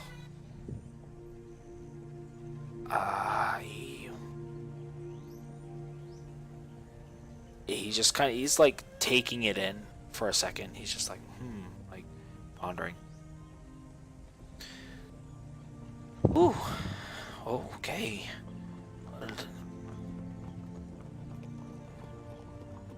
Mr. Gadasol. Of course. Felix, please take care of this. I will see to your friends here personally. She said you may have some items that could help us, like maybe some robes of magi or magical Avenger swords. No, I'm just kidding. Keep dreaming there. I know it's always nice to dream, but it's good to see you again. You too there, Dark You're Boy. looking healthy. He kind of like pats you. Like, he pats up, but it's like your thigh because he's so short. And he just gives you like a quick like pat, and then... Yeah, I just still don't know how this thing works. Where his father is a gnome. All right, we'll Stranger follow. things have happened. True. Okay. And I think with that, just because it's almost 10 o'clock, let's go ahead and take a break here. It's 11 minutes until 10. Sweet. Then we'll jump back in. Tea time. Yeah. Just a reminder, Bree and I will have to jump off at around probably 11, just because we both have work tomorrow pretty early. So I know we Okay. kind of like to go to midnight, but yeah, just because midnight pushes it for us and we And I start work getting real 12 tired. hours tomorrow. Yeah. Yeah, there you go. Yeah, we can do early. Okay. Sounds good. Do, Great. quick break and then get back at 10. Back in a few minutes then. Sweet.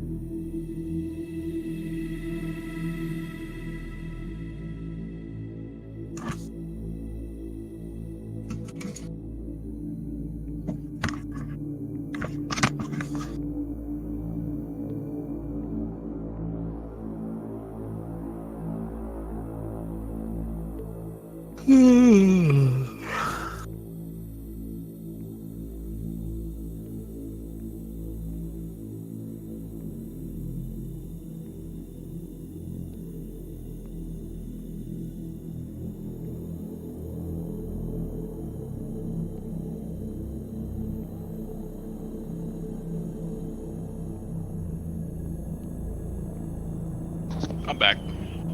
Okay. Me too. Me three. 3, 4. Guess who's showing their age? Someone, and I won't mention which one of us online here, just made microwave popcorn, read the instructions and put it in for 3 minutes in the microwave, and forgot to take it out of the plastic wrap. Oops. Yep. Oh well. Old and senile.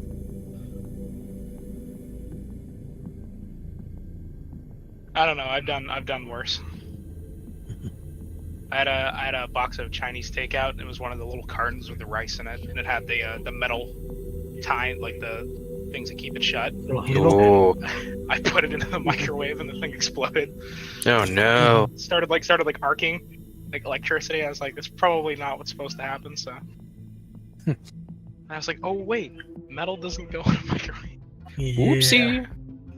I remember when I got my first microwave back in the 70s when they first came out there. It was like a big old box of nuclear radiation, and my mother decided to dry the kid's pants in the microwave because he had an accident. And so, you know, microwave cook stuff, maybe I'll heat it up and dry it out. Oh dear. Yeah, unfortunately sweatpants catch fire in the microwave. Doesn't really dry that well. But, you know, it was the At least 70s. sweatpants and not like jeans that also have metal in the buttons. That's right, I'm glad she didn't put her bra in there. You know, burn your bra, Ma, but not like Or that. that.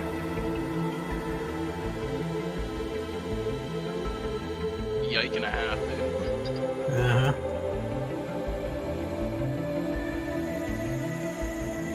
It's one of those things that you mess up at least once in your lifetime, like unavoidable with microwaves.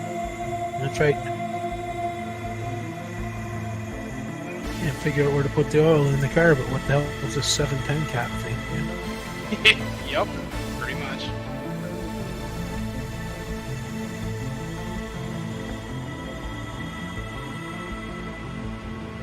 So I got a question for you, okay? You probably know this. You're young and smart. Who, me? What's red and smells like blue paint?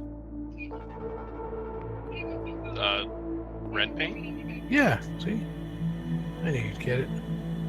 The only reason I think I got that is because when I was younger, I was painting buoys with a neighbor of mine, and he told me that joke. Well, there you go. It just came to mind. It was interesting, actually. See? Us old dads, we got millions of jokes, none of them good. No, I appreciate the dad joke. The dad joke is an art form to it.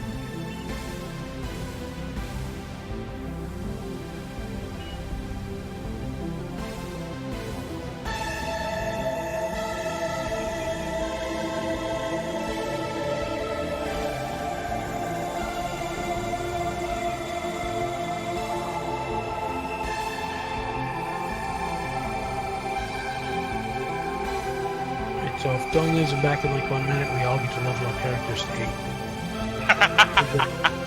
8. We just won't tell him. If we're all at 8, he can't say, you know. The teacher's not here in 15 minutes. We all get to leave. That's right. Bum bum bum bum bum bum bum bum bum bum bum bum bum bum bum. So, Alright. Do I hear Yeah. Stranger Things? No, that No. never. Yes, I would. All right, we back. We in So it. is I back? We back? Yeah, We're I think back. we're all Yeah, back. yep. We back. we All right, back, great. we bad. We Nice. back. Hey, someone's auto hosting. Sweet. Cool. Okay, let me swap over. All right, guys. So, picking up where we left off. So, Virgil leads you guys up the staircase and into his quarters. You can see it's kind of messy. There's just like, again, just a mess of like books and papers. Like there's quite a few that are in their proper places, and he's organized in a way. But it seems as though like his desk, like where he actually does his studying, is just a mess. and he kind of frantically goes over and 1 minute, hold on, and he kind of like waves his hands as the books kind of like they begin stacking themselves up, and he kind of clears his desk and all right, give me 1 moment, and he goes over and pulls a couple of books off his shelf and plops them onto his desk, begins flipping through them. Now you say extraplanar things, correct? And what happened in Fransport seems to be the elemental chaos, the plane of water. And what happened here seems to be in some way connected to the abyssal plane.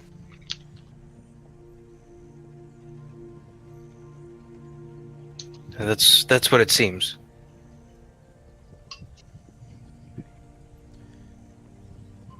Well, I can't say that I have anything here that can instantly tell you where there's a rift, but there are certainly places of power, and there's certainly places that intersect more so with the planes than others.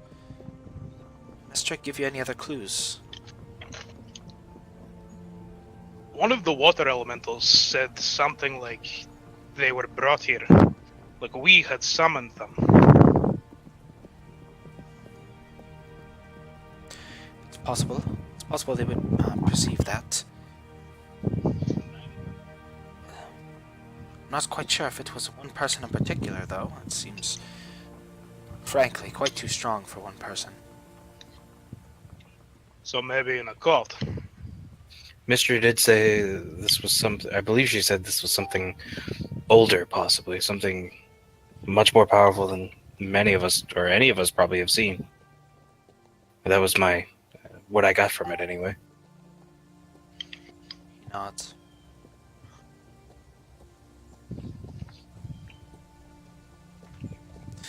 He begins looking through his books.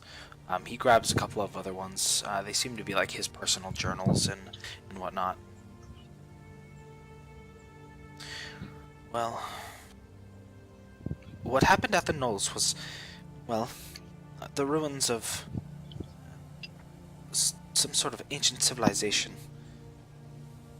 Of course, I'm sure you could tell that already.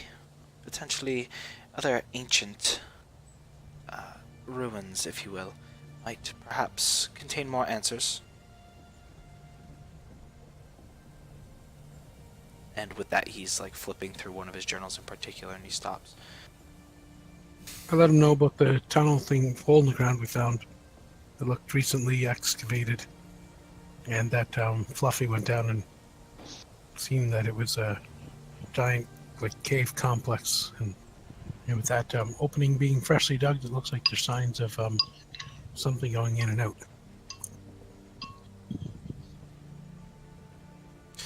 And he kind of stops like mid thing. He's, oh, okay, thanks for letting me know. And he like writes a note to himself. Okay, it seems here. Ruins that you can access here. Well, there are several strewn throughout here, smaller sites in a spans, but there's quite a few out towards the Scar. It's quite dangerous out that way, but the closest here, I would guess, would be Durialn, the ancient dwarven city. It was demolished around the time of the Awakening. At least, that's what we can infer. And What's an awakening? Oh, that's right. Mystery did mention that city as well, and Anthony totally wrote it next to his notes and meant to mention it. I was going to say so, but it's okay. In fairness, I have told you everything that I have taken notes on. So anything. Yeah, I know. I was about yeah. to say it when you said it. okay, so yeah, but well, from what we can tell, Durialn has a very strange past. It was destroyed during the battle between the 8 and Vecna. This was quite some time, not many know of it. But If there's going to be any remnants of... Wait, like Venka, like Lichy, Demony Venka? Vecna, correct, yes. But, well, he has been gone for at least 1,000 years. If there's going to be any remnants of power there, yeah. That would have caused it. And to that, he kind of, he like waves his hand. What's peculiar about Durian is not per se its destruction, as much as what was going on there underneath. From again, this is from what we can tell. It seems to be a place of power in its own. Its So depths, perhaps it has. Go ahead. Sorry, I didn't mean to interrupt. its depths were said to descend all the way down into the Underdark and beyond.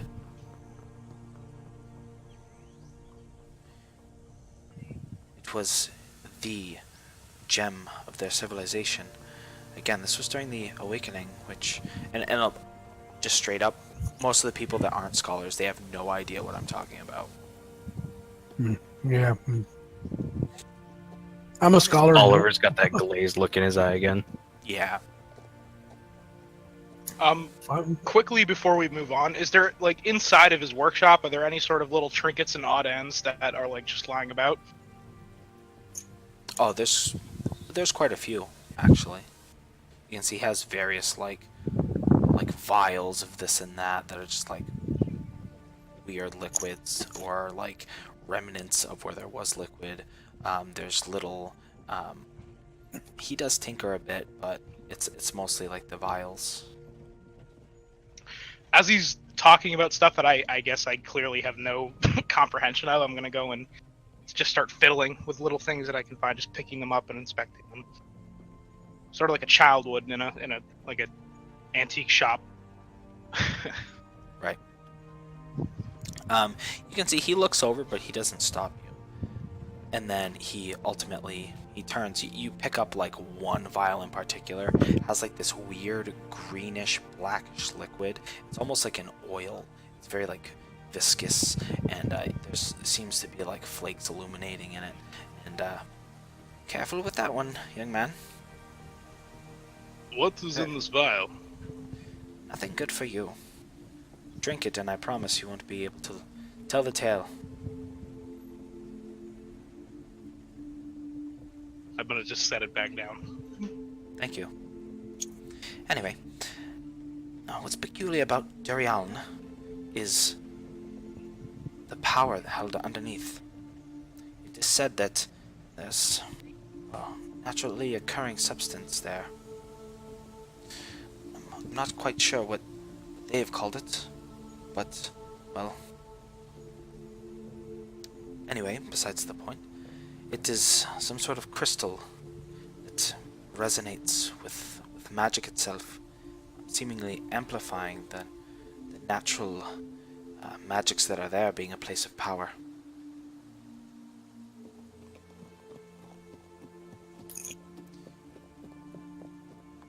We had thought it was lost, but as Felix and his friends had uncovered it but a year ago, we have the secret to ourselves. It's maybe 10 miles north of Fort Vignan. And we at least know that there are many basilisks that reside there. What other creatures are there? I know not. I can only assume creatures that are drawn to such powers. But perhaps the most dangerous of all is the prospect of legend. I have heard tales of a great beast that resides underneath, in the depths of Durian.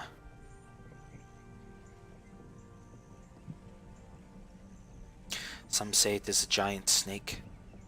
Others say it is a large man, a demon. To be honest, I'm not quite sure what it is, but any sort of being that's capable of sustaining themselves and staying in such a place of power, well, and at that he shakes his head. It scares me, to say the least.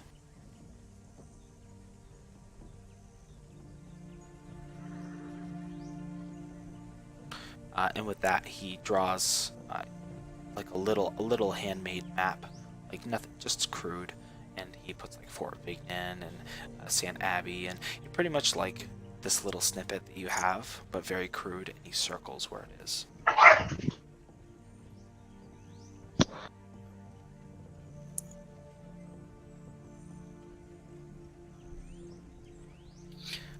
Virgil, thank you. We appreciate you giving us these details. I'm hoping that with your guidance, we'll be able to carry out this task for the betterment of our world. He nods. And perhaps I should send Felix with you as well. Felix! And he calls him into the room, and Felix is like right outside the doorway. He was listening in. And he kind of rubs his head and looks down again. And then he nods. You know, I would appreciate it and all, but I think my place here is with Juliana and you, old man. And to that, Virgil kind of like gives him like a finger, like he points at him, and very well. Virgil, maybe Felix and you could do something else for us. And I'm going to pull out the giant book I have. I haven't been able to study it. I've been traveling too much. But I found this possibly in one of these rifts, maybe something similar to it, an old tomb. I don't believe it exists anymore, but maybe this will give us some help. I haven't been able to go over much, but it's an old book. And I'll pull out like this ridiculous encyclopedia sized, like 2x2 book. Okay. I step away so I'm not between Virgil and the book. Like the book is as big as Virgil. Probably not, but he's like pretty trying much with all yeah. his might to even open it, and he just like poof, as it kind of like slams down on the other side, opening it up. How?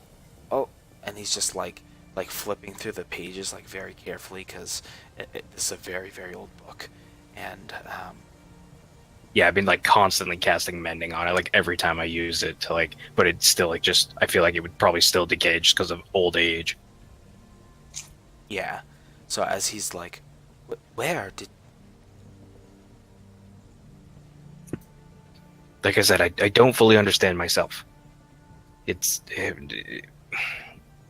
where it is no longer, or where it was is no longer exists. It could have been a rift. It could have been, I don't know, to be honest. It was when I first got over to this continent, or country, wherever we are, this land. It was back in, so this is like out of world character, whatever you want to call it. What is the term for that? If you're the GM, because you're not a character, is it out of world? Anyway, God. Out of God. So anyway, that was back when you were in New Hala. So, and that is like that's like across the world.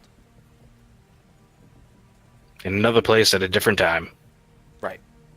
I just figured I'd let you know that this is like. That's fair. I knew it was not on Expanse, but I didn't know how far it was away. Right. I just figured I would let you know in case, like, I assume it's going to come up again if you did that. So. Cool. Anyway, so his eyes are just like open wide, and he's like slowly flipping through it. Oh, well, you've certainly come to the right place. I will do my best. And at that, he's like already, like he's handed you your little piece, and like that's it. He shut down. Like he's not giving you guys any attention. It's kind of like that awkward, like, all right. Is the guy still here? Get out. All right, we'll head to the kitchens and scrounge something up. Yeah, Felix is like, so Cook up a meal. sorry about that. No worries, buddy. He's a little strange, but well, that's why we love him. Mhm. And he shows you to the kitchen. He shows you around. You guys make yourself a meal, and you guys have. He sets you up. He has a couple of spare rooms. You'd have to bunk up with each other, probably like 2 or 3 to a room. And yeah, but you guys definitely have free like stay. You don't have to pay anything. You have good meal. You have good shelter. Sweet. Yay! I repay him by not singing a song in my crusty voice.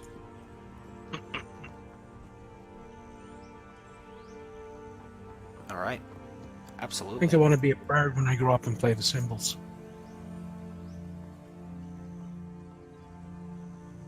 Okay. Anyone hoping to do anything in particular?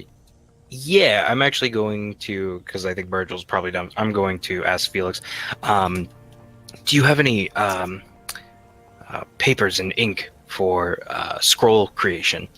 I have a couple of spells that I'd like to have without having to expend my own energies, and it may take me some time, but I feel if I leave the book with you, it might. Maybe if we could do a bit of a trade. It doesn't have to be a lot, just enough maybe for a couple of spells. I know that paper can be expensive, so especially enchanted papers and inks. We don't have that much, but I think we could spare a couple. And he goes over and gives you the proper supplies, enough to make 2. Cool. I'm trying to find the exact rules for it so that I can properly, because I think you do have to spend some like money for it. Yeah, it's worth of like, there's materials and supplies and blah blah blah.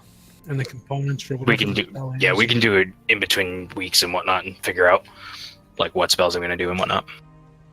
Yeah, sure, of course. So great. So that you do that. Anybody else Mm, going once, going twice? Okay. So you guys wake up the next morning, and Juliana and Felix have prepared a fairly nice breakfast. It's just like, hearty. It's got like eggs, and there's like some porridge, and a couple pieces of fresh fruit are out in a basket.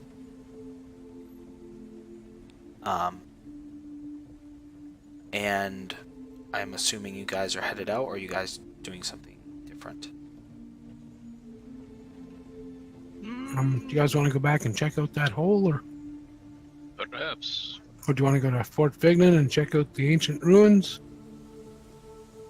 While we have some spare time, I would not be obliged to searching the hall. Might as well get that first, just in case there is anything. I would hate to leave a town that's partially still in ruins, even if they do have some form of guard here. And it looks like Virgil and Felix are spellcasters of some decent power. I would hesitate to leave them with something that we know of.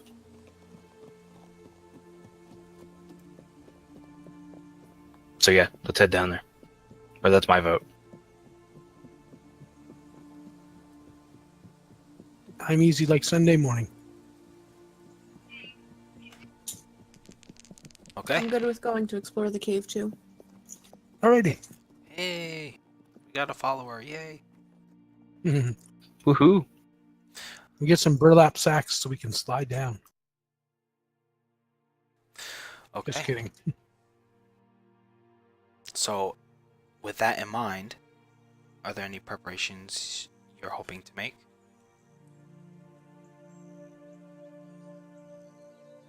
Hmm. Do they have any healing potions? Virgil have any healing potions we could buy or borrow, or I'll give them back to them when I'm done. Yeah, you ask. They do have healing potions. They give you one. they do have others, but you'd have to pay for more than one.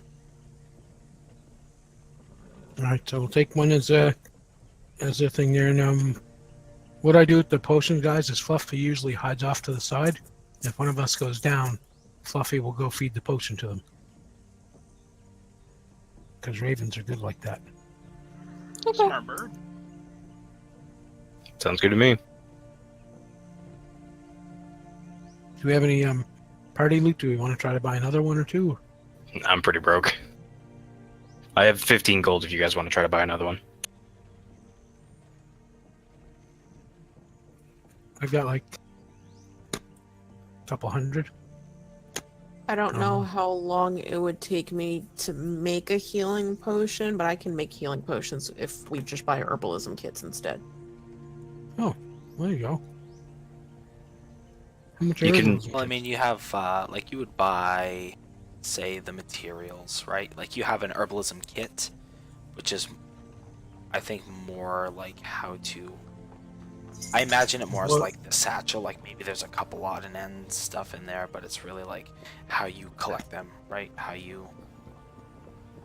Yeah, like All while the we're leaves and while stuff. we're walking and like in our free time, like yeah, the herbalism kit I believe is meant, like Dylan said, more for like keeping the herbs fresh and usable.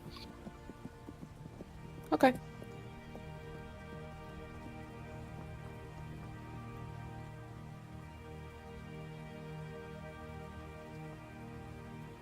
But you are absolutely okay to go ahead and, like, going forward if you're looking for herbs. Hey Dylan, I know we had talked about like with potions and stuff because Brie and I were talking before this. Are you going to use the special tables you have for creating stuff? Because Xanathars has some pretty decent guides on potion creation and stuff like that. It's one of those things where I have to go through and like really like solidify it, because we had Sure. another player in the last game that like he wanted to do that and I started to and then he quit, so I didn't finish. But Gotcha. until in the interim, go ahead and use what Xanathar says, because I do like their stuff too. So just go ahead and use Cool. that for now. That'll be the rule, and then when I get to fleshing out how I want to do it, then we'll go with that. I'll have a handout and everything at that point. Okay, so the potions themselves are 50 gold each, normally, but they're willing to sell them to you for 40. All right, then I'll pay for 2 extras for us in case we need them. There are a total of 5 that they have. So they gave you 1, so that's 4, and then there's 4 more that they have. All right, so I'll buy 2 more, and that'll leave me with like 41 gold left after that. So we got 3 total. And then she can make them on the way if we need them there, if we can find the stuff along the way. Yeah, I'll start looking for herbs while we're I don't think we'll find any on the way to the cave, but on the way to the next place we're going. Wherever we go. I'd say you can pass them out between the non-healers. That way, if we go down, you guys can either feed them to us or take them yourself if you need them.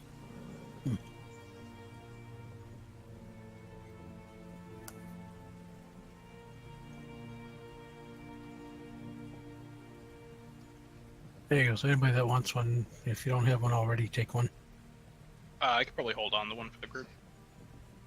Yeah, I'm good. I have healing. All right, there you go. And if Okay. you all wear your potions on the same spot, then if you need to go down, Fluffy can reach you and feed it to you. All right, so good to go. So, is there anything else that you guys are hoping to stock up on? Any sort of supplies, or are you good? I think we still have quite a bit of food and stuff because we haven't been traveling that much yet, so.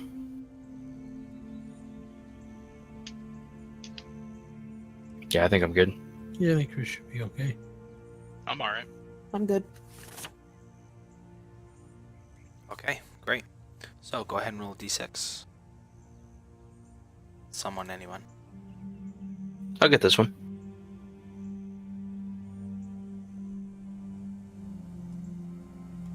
Okay.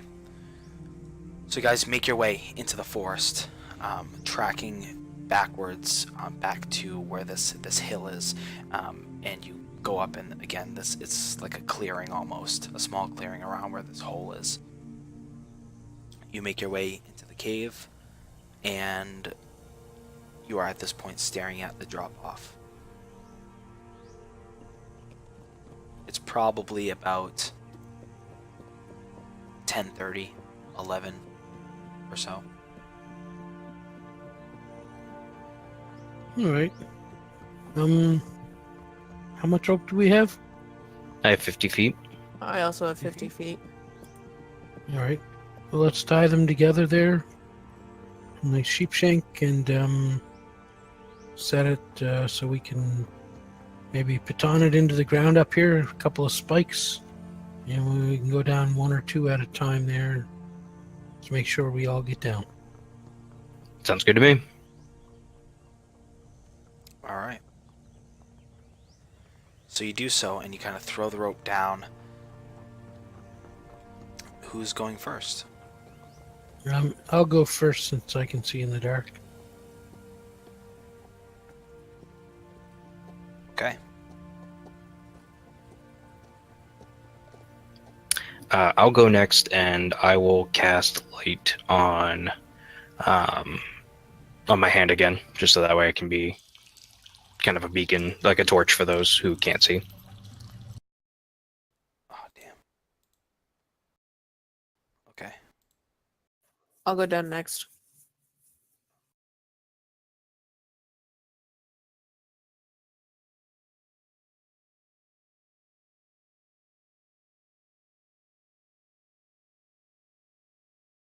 There we go. Does Ivor want to be in the back, or do we want Oliver in the back? I can go in front of Oliver if you want. Okay. So we'll have you then, Oliver. Okay.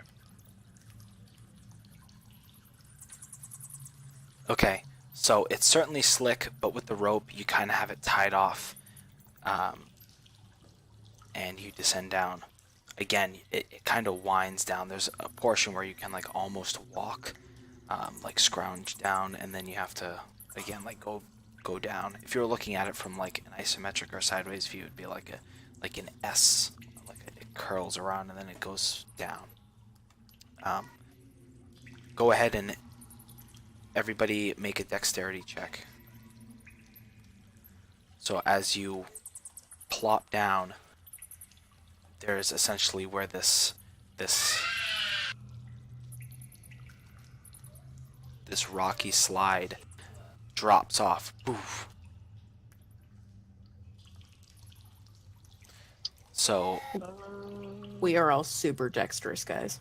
Minus the 2 because I'm in One. splint armor, so I have the disadvantage. Just really quick, because I don't know the interface. Where do I cast dex check? Would it be a skill check under abilities?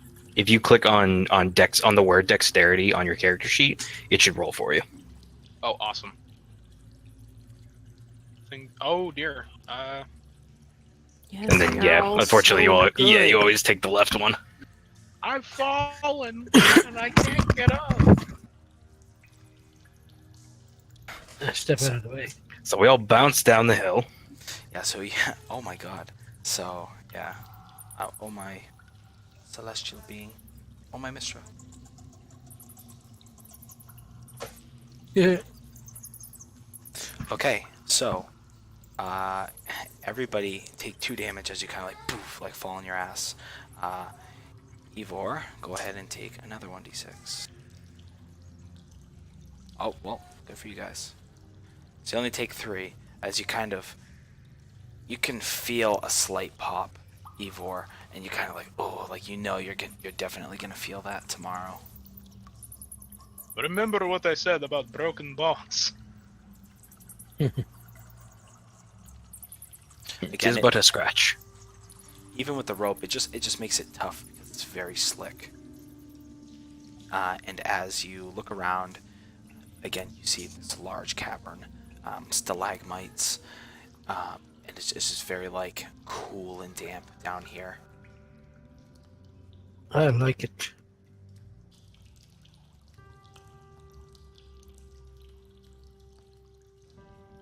Do we notice anything, or can I make an investigation? Is there anything out of the ordinary that stands out immediately?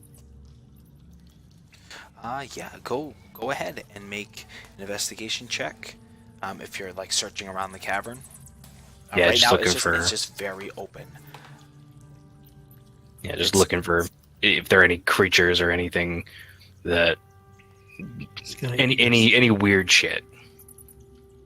Or Yeah. any like cool mushrooms or plants. Yeah, go ahead and you can make a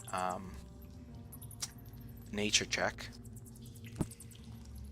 Nature or survival, whichever is best for you. Oh, survival's actually better. Yeah, go ahead. Survival's fine. Oh, that's better. Great. And I'm trying to see here. Plus, didn't you say like you had some sort of thing where you had been to like the Underdark or something like that? Like you had some sort of favorite terrain, right? Something like that. I don't have favorite terrain. I have a personal list of like Underdark fungi. Oh, that's what it was. Yeah. Okay. Yeah. all the party dudes.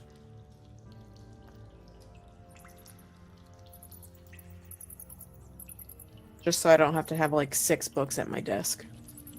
Oh, that's cool. So, yeah, Anthony, you don't see, or Darren, you don't see anything out of the ordinary. You do see there's a couple of, again, stony, kind of loose earth, gravelly paths that leave off of this main cavern. They don't appear to be huge, but you don't see anything out of the ordinary here. And Brianna, yes, you do come across. There are actually some fungi around the base of some of these stalagmites, right? Stalagmites that are the ones that grow upward. Yep, Yes. T is top.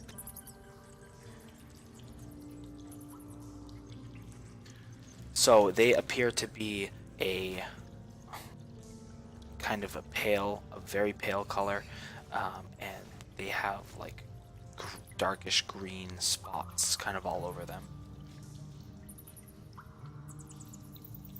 I will take some for samples. Absolutely.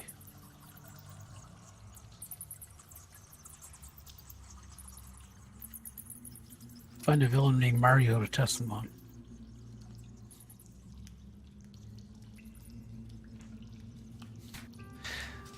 All right. So is anybody else looking to do anything? No, Not just for me. keeping an eye out for creatures and stuff. I'll send Fluffy a few 100 feet in to check for anything alive. Yeah, just being on guard generally. Okay. Dylan, how many mushrooms would you say I have just for like inventory purposes? Looking around, there's quite a bit. In this particular case, it's really however many you want that you have containers for. Unless you just wanted to do it barehanded, whatever. No, I have some herbalism kits. Or I have a. Right, so I assume the herbalism kit to be probably like a satchel. So however much you could fit in a satchel. So like a couple pounds, Okay. as they're relatively light.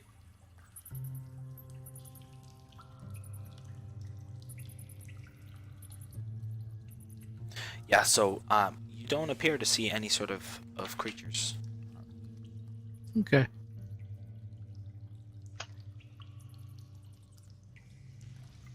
There is a passage to like the north side, if you will. There's also a passage to the east. Both appear to be about the same in terms of like diameter.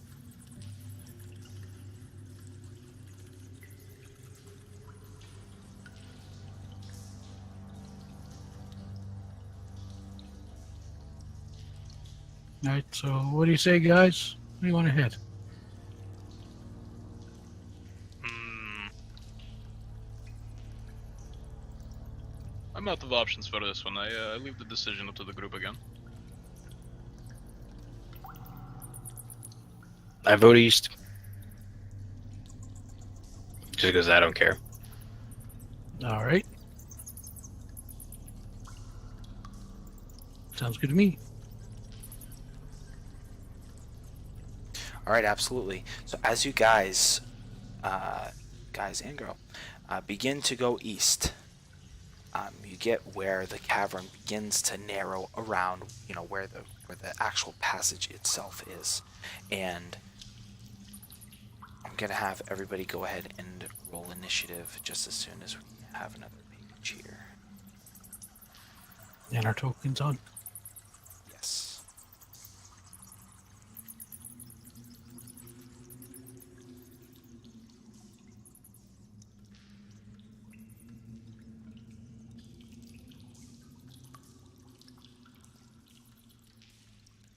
Okay, so go ahead and plop yourselves down on the map, and then I'll set the pieces after.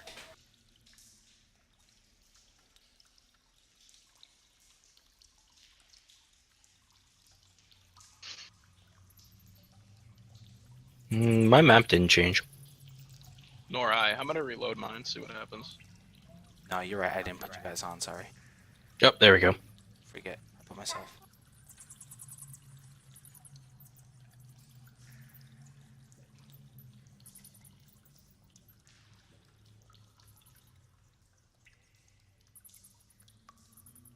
Do we want to stick with a similar marching order that we had before? I believe so. Sure, sounds good.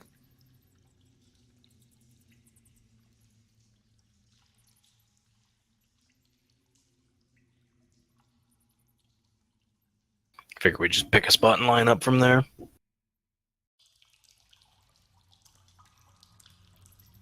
So does anyone here have familiarity with the Underdark? I do. You do. So you will recognize these creatures once I plop them out.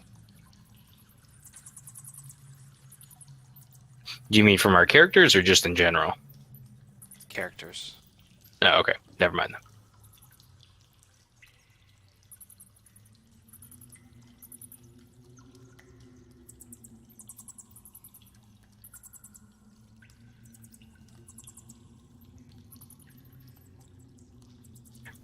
Do when you get a chance, can you drag out Oliver?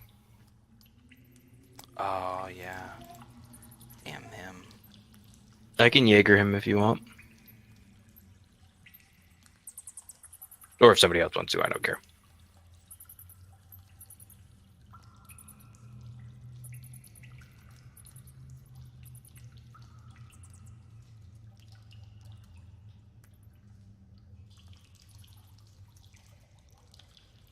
They have one of the creatures I'm looking for in the SRD, but they don't have the other one. Umber Hulks, Nope. hook horrors, key fishers, all the good stuff. Oh, what's that squid one there? It starts with a D. The Illithid. No, Dark Mantle. Oh, Oh, Avalanche. Dark Mantles, yeah. The Yeah. ones that Like come down on your head and fucking squirt magical darkness, and you're like, I can't see. Oh, this is fun. Oh, it won't let me do it either. Hold on. I'm having a wonderful time. Yeah, it's not good. I don't know if this is gonna be a wonderful time. I hope it is.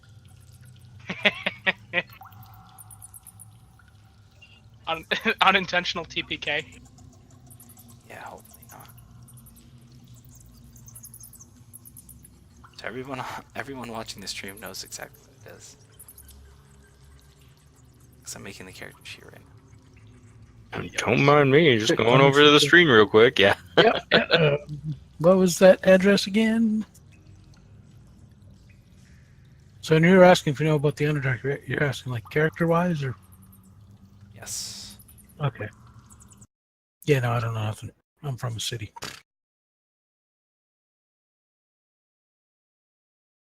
Alright, so I think what I'm just gonna do is I'm going to unfortunately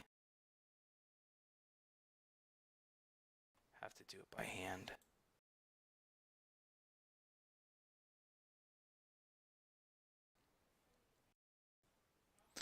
Cause gosh darn it. Gosh darn it.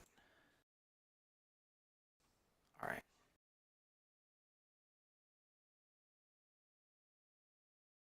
It's alright, I got this. I can do this. For some reason I'm not seeing you guys. We believe. My map is loading, although it has changed. It's turned to brown Let's squares. go. now. Wait. That's all it should be. It should just be like brown squares. But okay. Oh, so there's not supposed to be anything on the map just yet? Okay. Yeah, for some reason it's lagging for me pretty bad. Their server, I don't know, maybe they switched their servers over to toasters today. Who knows? Maybe. I feel like it's getting slower. Yeah, Must be like I a lot like of people using Roll20 or something. Because it's like last session it was buggy for me, but towards like the last half when everyone got off the internet, it was fine. And I've been here alone at the house ever since we started, and for the first like half of it I've had connection issues. And then it got better, but now it's sort of doing its crap again.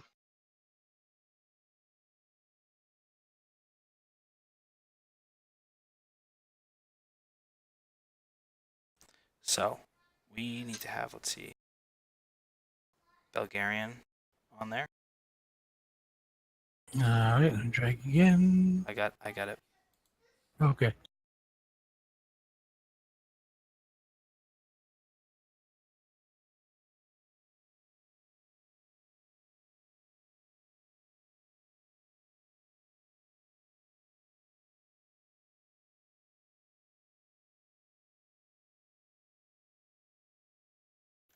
All right, and then Oliver, Darum, Callista, and then Ivor. There we go. So do you have access to your token, Ivor? You should. I don't see any tokens or anything on here. Mine's still all white. Mine's still brown. Try opening my character sheet. Usually that's a good indication of whether or not I'm gonna be. Yeah. All right. I don't wanna bog this down too much. So we are just going to say for shits and giggles that.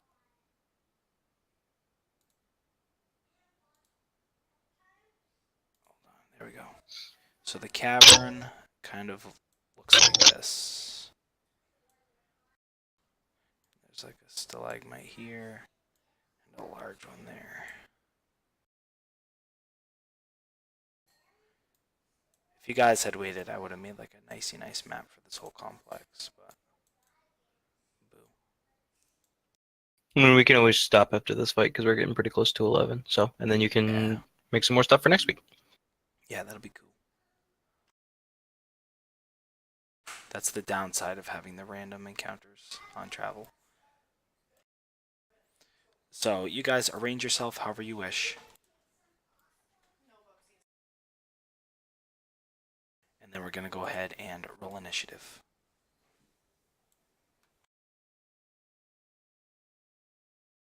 Okay, maybe I need to refresh something. Yeah, it's tossing me network issues here. Hold on. I'm gonna try to do the same thing.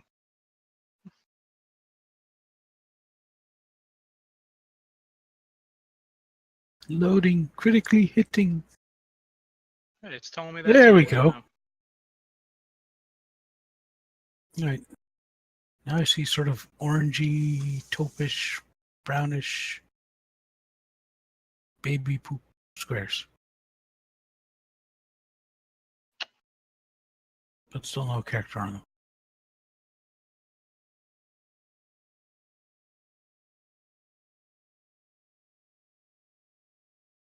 Let me clear my cache. That sometimes fixes it. No, I think it's the site there because my character sheet isn't opening either. For real? That sucks. Okay, Huh. whatever. It's all right. I will. You don't see any tokens on there? No, I just see the baby poopish, yellowish, brownish type squares, and Yeah, that's pretty much. I'm just trying to reboot one more time here. I'm Are you saying like what he's super saying. zoomed in on the map?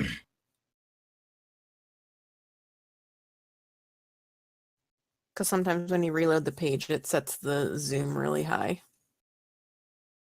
I'm zoomed Yeah, out no, all I'm the way. going in But that- yeah.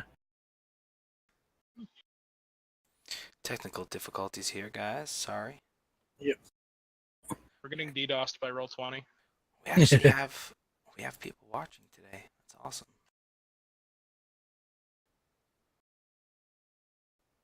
Must mean it's at least slightly interesting. Or they're really bored. I'll go with Dude, the the best former. the best part of streaming is the view cam. I love that. I love seeing people watch my stuff.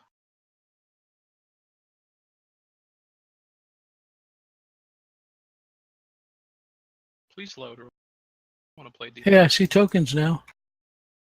Holy crap, are those tokens big? Let me zoom out a bit.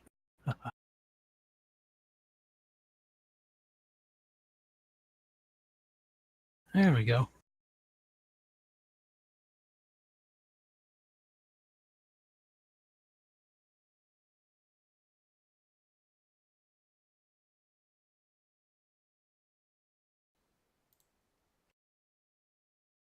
Hooray, I have character sheet 2. Alright, I'm ready to beat these things up. Hairless moles that they look like.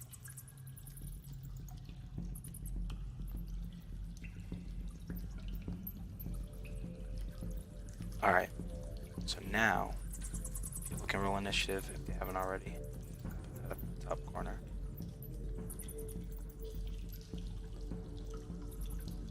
A solid 2 again for my initiative. Nice. I'm gonna go ahead and drop one more here. Did you want me to do Oliver, or do you want to take care of him? No, you got him. I try not to run characters, because then if something goes wrong, it's like, ah, I promise I didn't do anything.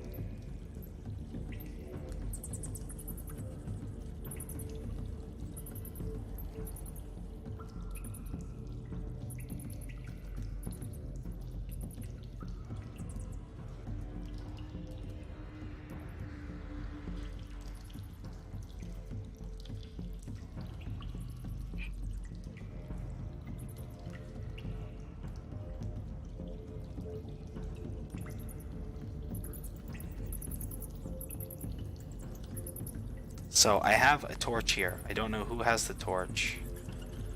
Assuming that Darren, you have light, right? Light. Yeah, I still have light going. So I'll put it next to you. Pew. Hey, Greyhawk Dragon. What's up, buddy? Follow her. That's a good night. Pew. Okay. For reals now. So just because the way things set up, again, it's random. I'm just gonna roll one turn for all the bad guys. Hopefully that's okay. They have a low initiative anyway. So yeah. You guys are all seeing like somewhat dark, right? Because I enabled the... No, I still see all looks pretty much normal except for off to the sides there. You know, a couple of bars that have black where you've drawn the stalagmites. I see only partial dark. Yeah, I think it's the point never because of the torch. Yeah. Oh, Yeah, never mind. so- I've got the 120 infernal vision, so yeah. That probably explains why I see Oh, that's them. right, yeah. All your tokens should be... Yep. I actually need to set yours now that you have that.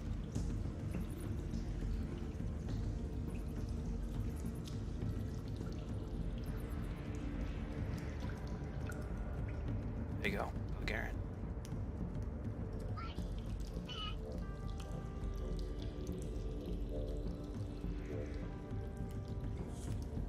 Okay, awfully long-winded and took a long time, but now go ahead, Belgarian. All right. Oliver, do you have shield mastery or anything like that? No. No. All right. Well, these things kind of scares. Yeah, you know what? I'll just start by shooting one and see how it goes there. So I'm gonna start off first. I'm gonna shoot the one by Oliver down here. We'll see how that goes. Yeah, And- so, and just to narrate it, so you just hear this sickening, like, as these slug-looking creatures begin to plop down from the ceiling and work their way. A couple of them are actually, they were on these stalagmites and they're like squirming down, and you're only seeing them now that they're moving. Okay. So yeah, so that hits. Okay. So that hits. Did it look like it did hit to It him? Or- yeah, you see a poof, like probably half of its body gets like off, but it's still squirming around and making its way towards Oliver. I'm gonna push it back 10 feet away from Oliver. So down around to here. Yep, perfect. Okay. And then I'm going to hit this one over here by Callista. Okay. That also And hits. push that one back 10 feet. And with a sickening, like, it squelches up a big chunk of it again, goes like, yeah, it kind of explodes off of it. Yeah, and then I will look at Fluffy, and she'll smile and say fun, and that'll be the end of us. Okay, And we move on to Darum. here you go. Alrighty, I'm going to run up to these guys over here.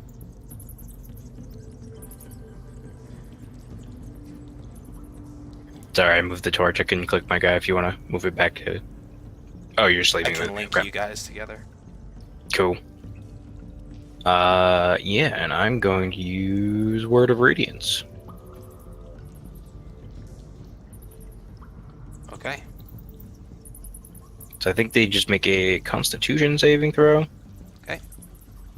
So, they have a one here.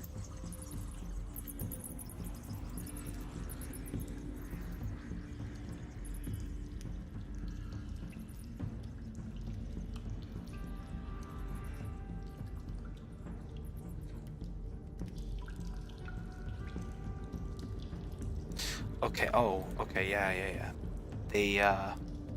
They both squirm out of the way. They seem to be unaffected. Alright. That's pretty much me. Yeah, I don't have any bonuses because my spells are a little messed up right now because I was doing other stuff.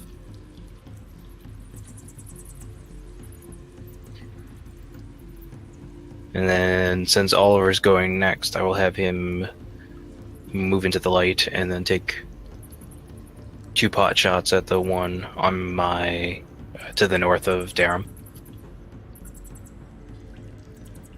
Okay. I can't move his token.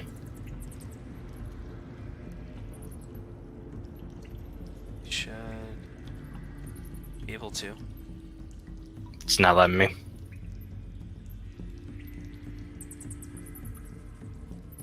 Okay. So, what do you... Right here? Put him in that gen. Yeah, that works. Okay. And then we'll shoot this guy. Okay. You can't get into his character sheet? I said it I, so you have I get his access. character sheet. I just can't move the token. Okay. So I got the character sheet if you want to get the other stuff.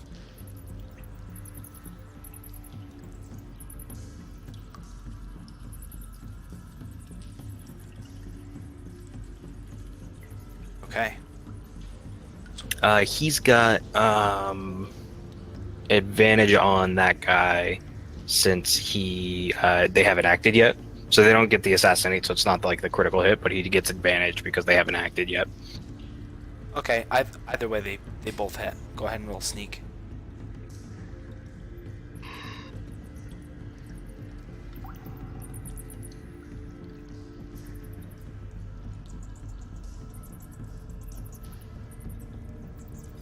So 27 damage at all? 28 damage at all? Alright, so he just blows that one apart. Poof, poof. And that's him. Alright. So.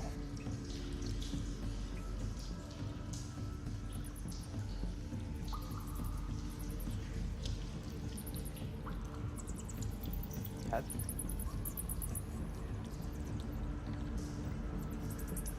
So these things slowly begin to make their way towards you.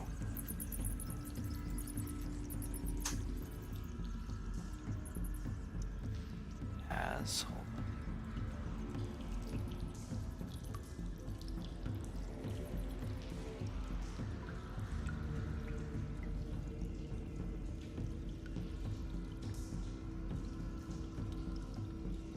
All right. I suppose I can just make my guy just not put him over there. All right.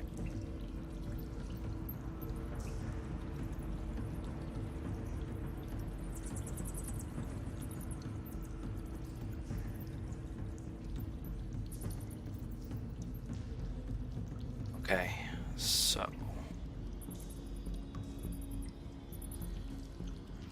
a tendril comes down, and I'm trying to see who's on the edge of the light here. Ivor. Yes.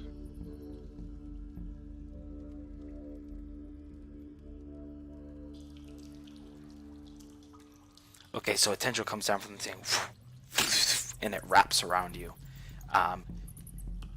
You are currently grappled and restrained. You also have disadvantage on strength checks and saving throws. Okay.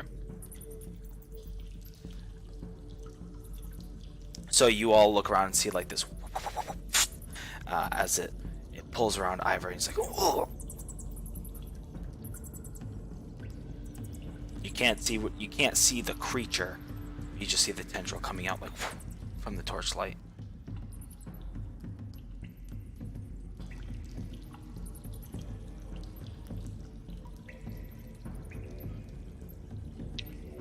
Okay. It's my turn, right? I know I wasn't able to roll initiative just because of like technical issues, but Yes. okay. So because I'm restrained, I probably can't cast the spell because of the somatic part. The escape DC is 15, so you can go ahead and make a strength saving throw. It's at disadvantage. Okay. See if my character sheet opens here.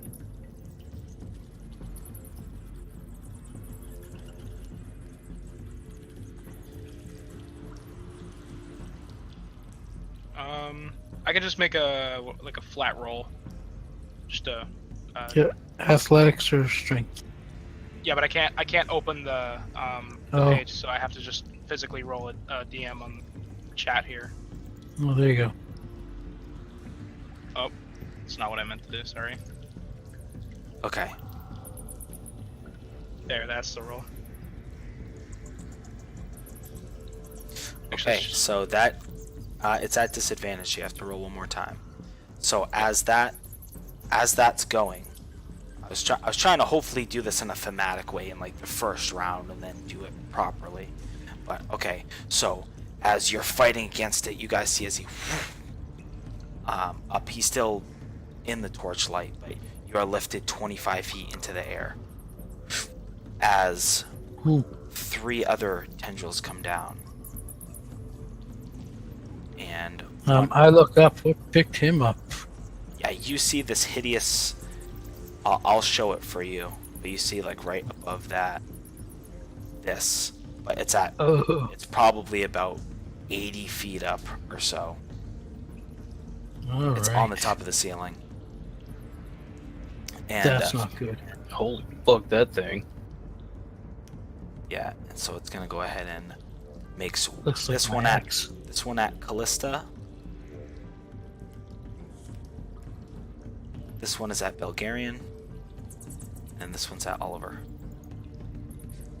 Shit, guys. All right, so you guys are all grappled and restrained at this point.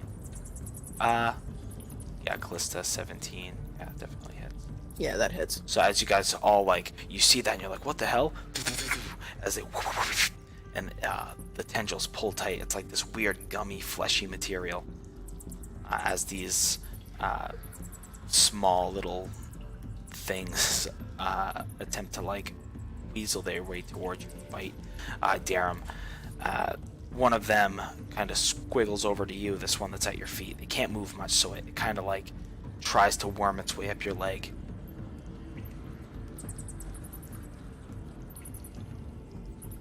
Yucky. What are the odds, yo? Yeah. Apparently pretty good. Okay, so you take 6 damage as it bites, as it like begins like gnawing into you. It's like almost burrowing All of us? into your leg. No, just Darum. Nah, just me. Okay, just checking. Yeah, it has no modifiers to its attack. It's like, what the hell? So, Ow, fucking little worm. okay. So, Callista, your go. So as you can feel, it's beginning to pull you upwards, but like it hasn't actually physically yanked you mechanically yet. You can go ahead and make a grapple check. It's at disadvantage. But it Question. Could I use... Can I, like, cast a spell if I'm not trying to get out? You are restrained, so I would say you could if it was only verbal. Verbal only, but if it has semantics, then I would say no. Hold on. I was gonna do my spirit totem. I'm not really sure if, because it's not like a spell per se. It's just as a bonus action. I would say no on that. Okay. There's only like a select few that are only verbal. It's not a spell. I understand It's it's just not a a bonus spell, action. but Yeah. I'm just saying like there's not a lot of things that only have verbal in general, like And- saying 4 spells. And you can only have your bonus actions on your turn. So if Alright, activating so it features a bonus action, it's not going to work right now. Well, it is her turn. Oh, well, there you go. Well, Alright, well, I guess I'm gonna try to escape then. Is this a saving throw or just a regular strength check? This would be in athletics or Athletics, acrobatics or acrobatics. No, athletics is the only thing I'm... It's the same roll. That's cool. Okay, as you're just like struggling and you can't seem to get. Yeah, you can't seem to get out. It's like this weird, like slit, kind of sticky and.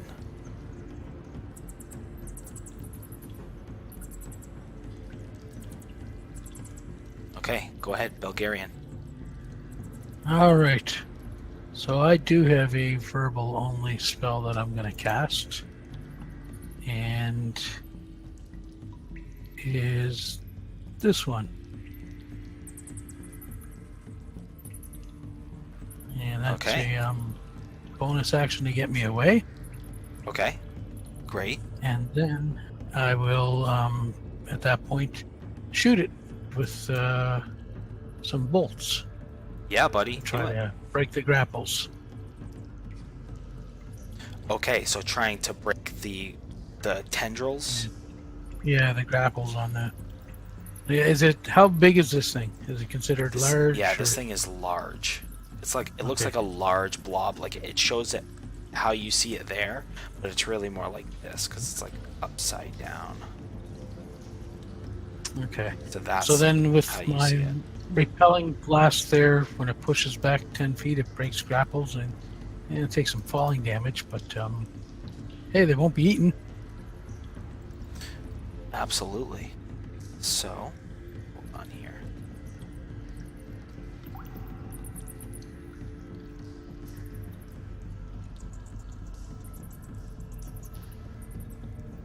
So I would say just based on its nature, because it's not only large, but yeah, like it's sticky, like its whole purpose, like it's not like a normal person with like feet per se. It's like suction cupped onto the ceiling. So I'll say that you push it back, but it's still on the ceiling. It just pushes it Okay. like farther. Yep, slides it through there. Did they break the grapple for them? So, so you're hitting him. You're not hitting the tendrils, correct? Yeah, well, I'm gonna hit like. You can the either base of target the him tendril. or you can target the tendrils. All right, I'll do the tendrils then. See Okay. if that'll break. So go ahead and do one. You have to pick one person. So Oliver, Callista, and Ivor are all Alright. wrapped up right now. All right, I'm Ivor is gonna about do. 25 feet in the air. Like he's Okay. beginning to get pulled up. Is he the tallest one, or the highest so far? Yes, he's the only one that's Okay, up off the ground. All right, I'll do his then. Okay, so as you snap it, and Ivor, you're like whoa, whoa, whoa, whoa, whoa, whoa, as you crash to the ground.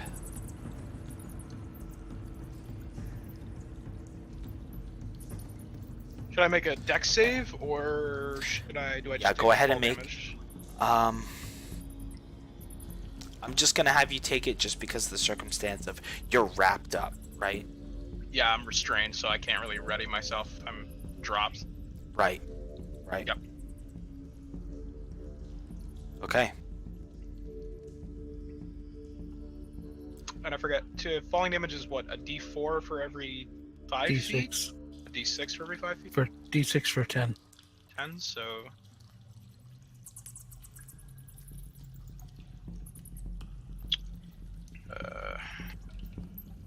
so 8. Sure. 8. I don't know if you could see it. It says the connection is interrupted, but I did the roll 2d6. Yep. Got an 8 points Yep. there. And then that will end my turn. Okay. Fluffy. Fluffy is gonna giggle at him falling, because that's what she does. All right. So Ivor, your go. Okay. Picking myself back up. Can I see? Is the torchlight still there, or? It is where if you can see, you can see. Otherwise, you can't. So you're on like the very cusp of the torchlight. Okay. Can I see above me the tentacle that had dropped me? Is it still like there? No, it's been Or- snapped off. It's kind of it like comes slapping down with you, it's like as it like coils itself up around you. Okay. And you said both Callista and Darren are both in the tentacles as well. They're both wrapped up. Callista and Oliver. Oliver, yes. Okay. I'm gonna hit the tentacle that's wrapped around Callista if I can with I think lightning bolt, I guess. Okay. Sweet.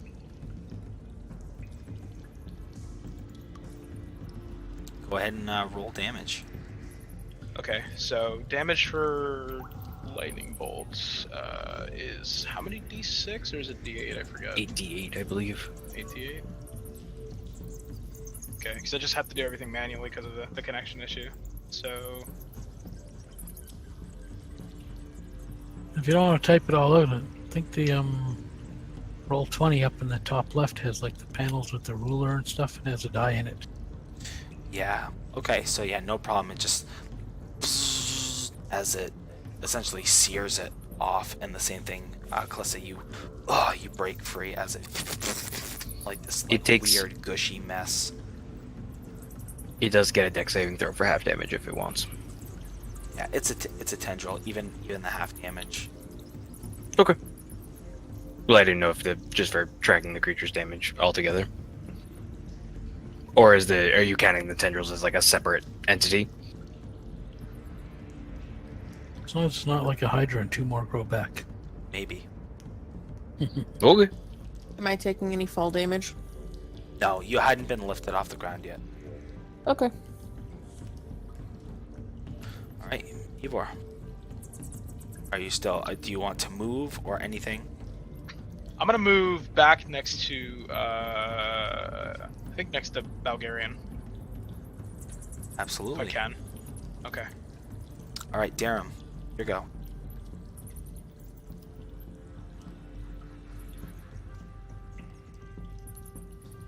Alrighty, I am going to I'm gonna light the big thing up. I'm going to do magic missile at level 2 on all of the tendril holding Oliver.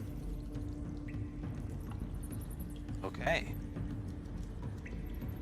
That's just enough to... Oh, higher level cast. Okay, yeah. So that's enough to do it as you... As it snap. And again, you do it like a little bit higher up, like just from what you can see, and it coils around Oliver, and kind of like with a wet slapping noise. Just like a really gross, kind of slimy looking thing.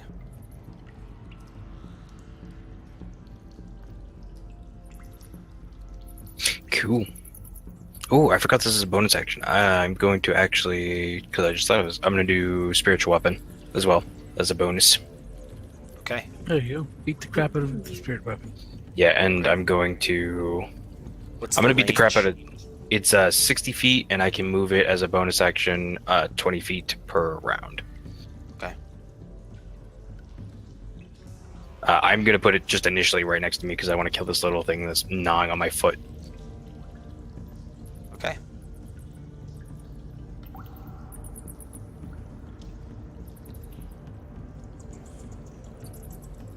I'm going to have it be... I'm going to have it look just like my spear and just like stab this thing on the ground. Okay, so yeah, so as you like kind of kick it off, you're like, oh. You summon the spiritual weapon in the form of a spear as it like, it skewers it kind of like more towards the tail as the creature like makes like this weird sound and like attempts to slug out of the way.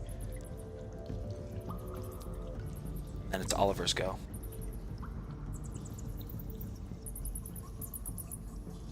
I think he's gonna get himself up and start shooting at the thing that grabbed him. He cannot see it. It is like 80 feet in the air. On this ceiling of the cave. Yeah, okay. Belgarian Can is he the only one that can shoot see it with... now. Does he know it's there since he was grabbed? Can he do it at disadvantage? He knows that. I would say no unless Belgarian specifically like points it out, because it's like the whole cavern ceiling, and you guys all got tendrilled. You know what I mean? It's not like, oh hey, here's a general area of where he is. I'll light it up for you next round. Yeah, I would say if there's some way to like at least like point it out, like Oliver, look, like while I do this.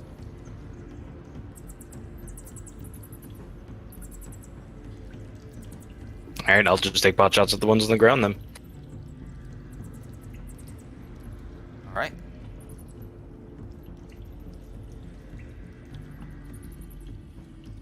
So, which one? The one that's by Darum? Yeah, and then if that one dies, we'll just move on. No, as it's a very small target, so it clatters against the stone. Yeah, fuck, you can't shoot anything today. Yeah, as he's just kind of like, he gets up and he's kind of like, holy shit, like what's going on? And he like shakily shoots two. One of them just goes wide, the other one, it's just a very rough target to try and hit. So he takes half movement to stand back up. Are you... actually, he didn't get taken off the ground, so I won't make him be prone. So you have movement if you wish to move him. Nah, he's good. Alright, so just so I know, so that was 1, 2, 3 tendrils broken. And Belgarian, you misty out of yours. Okay. Yep.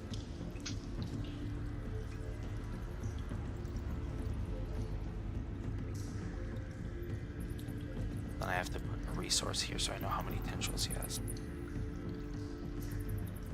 Okay. So. You're a tricky bastard. So, Belgarian. Another tendril comes down from the ceiling here. Attempts to get you. Sweet. It's also gonna go at Oliver, Gliston, Ivar again, just because they're the closest to it. It's just attempting to whip out at whatever's closest to it.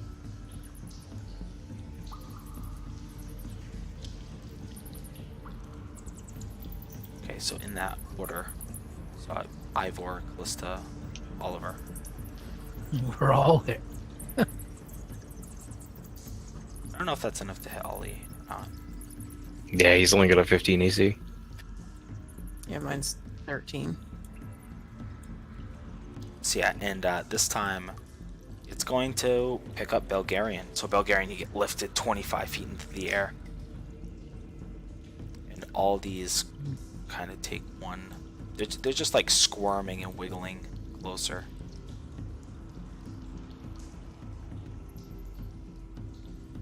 This one's gonna go ahead at you, Durham.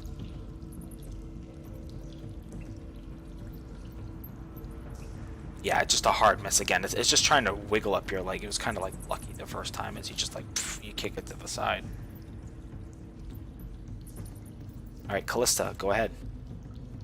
I think the only thing I can do again is try to escape. Yep. Acrobatics or athletics, whichever is better for you. Does have disadvantage on, you have disadvantage on strength. I don't get out. Okay. So again, as you're just trying to like squirm against Belgarian, here go.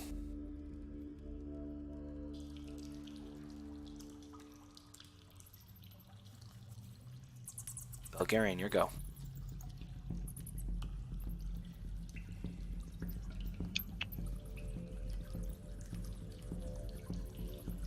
Internet might have hit him with the. Be gone again. Alright. So we'll skip him just for now. So Ivor, your go. So as you Okay. Yeah. No, go ahead. So you can either cast a verbal only spell if you have it. Or Oh, cause I'm grasped again. correct, yeah. Yep. Okay. I guess I'll make another. I'll make another check to try to get out of it. And it's either Dex or Strength. It's either athletics or acrobatics. Athletics, because it's strength checks. Athletics check would have disadvantage, Okay. but not in Just gonna make it- acrobatics. Okay. So not quite enough, as you're squirming again. This thing has a tight grip. Belgarian, so go ahead. All right. I'm gonna do the Misty Step again. Absolutely. Where you headed? Over to here. Somewhere 20 feet away from where he had me grappled. Okay. And hope he doesn't get me again. He's right up there! And I yell, "You bastard, leave me alone!"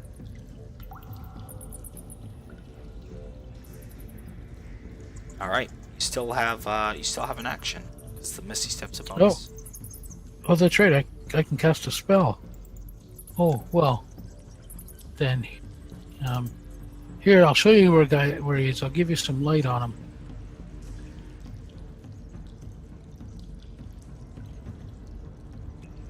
And I'll light him up.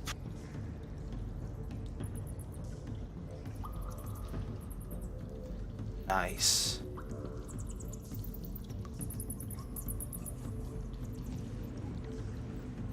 Okay. Oh, that's cool. That's cool. So what is it, a dex? Oh yeah, that's its Yeah. worst thing. Yeah, good luck on Dex, Mr. Stuck Oh. sliding to the wall. What? I know. It has a -1. How did it got a nat 20?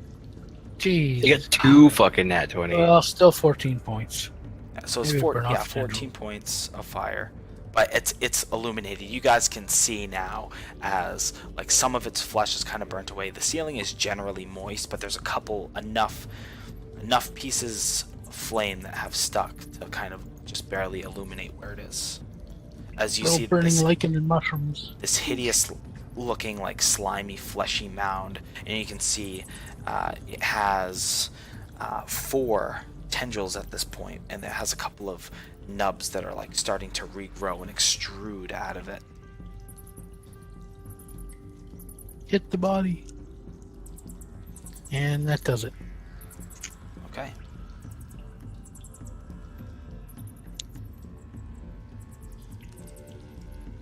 And we go on to Ivor.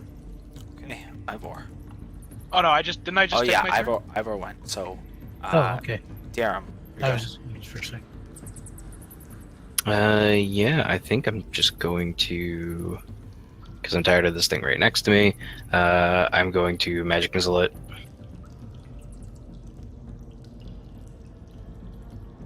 Absolutely. Oh, good damage. 3. Okay, that's just enough. So as you like, boom, boom, boom, you just blast it into like a weird larva, fleshy mush paste. And then I'm going to move my spiritual weapon 20 feet towards the ugly thing.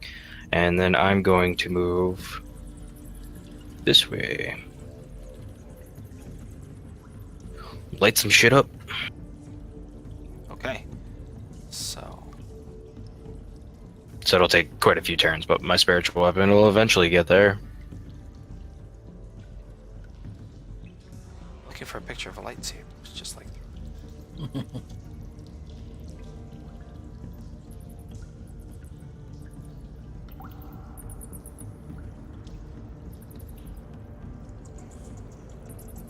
All right, very good. So Oliver's go. Does Oliver sort of understand where it is now that it has been yelled out? Yeah, and Oh, then, no, like, he's grappled still, isn't he's he? grappled, correct. So he'll do acrobatics because that's way better for him. What the fuck? He'll do. The dice want you to die. They really do. Dylan doesn't want you to die, but the dice, they want you to die. He is gonna take his bonus action. Remind me? Does restrained like not allow him to do anything? Yeah, pretty much. Okay. Yep. No. That is him then. It depends. Like, what were you going to do? I was gonna say if he could like use it to dodge it all, but that didn't make sense to me. So Yeah. Okay. yeah. All right. He hides within the tendril. So no tendrils were broken. Belgarian got out. So, it can go ahead and do, because 2, 3. Do we have people that needed to leave? We can Okay. finish out the fight. Okay. Okay, so, as this creature has one open tendril, yeah, because it's, you can see this because it's illuminated as it kind of like extrudes another fleshy tendril, and it lashes out at both Belgarian and Darum. The other two it already has, so it can't. Belgarian is the first one, and then Darum is the second one. Ooh, finally it missed. Okay. So, Callista, let's see.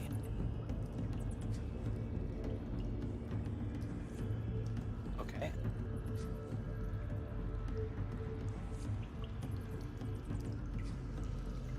So you take 6 as this just gross larva-looking thing crawls up and begins like gnawing and burrowing into you while you're restrained.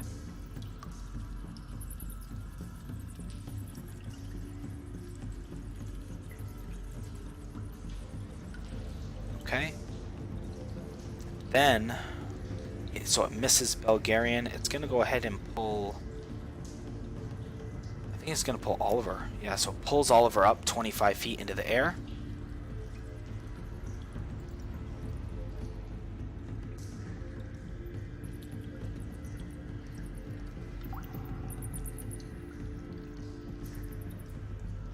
You're right, Robert. It is each grappled creature.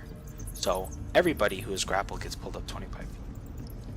Meaning that last round they were already, so at this point, Callista and Oliver are 50 feet, and Ivor, because he didn't break it. So you are all 50 feet. Darum, you're 25 feet in the air. I'm not any feet in the air.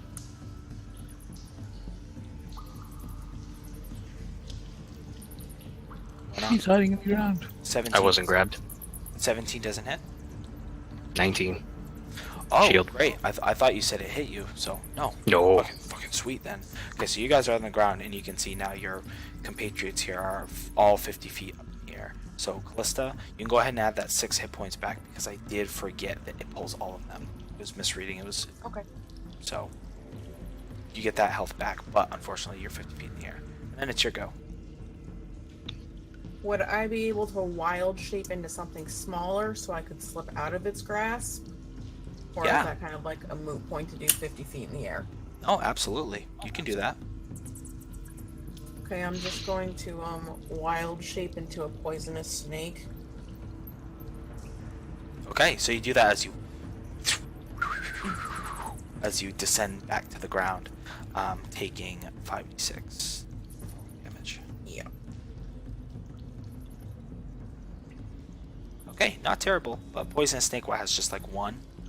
It has 2. That's 2. So you take the remainder, the 23. And I can't remember what circle you are. Was that a bonus action for you? No, it's full action. Okay.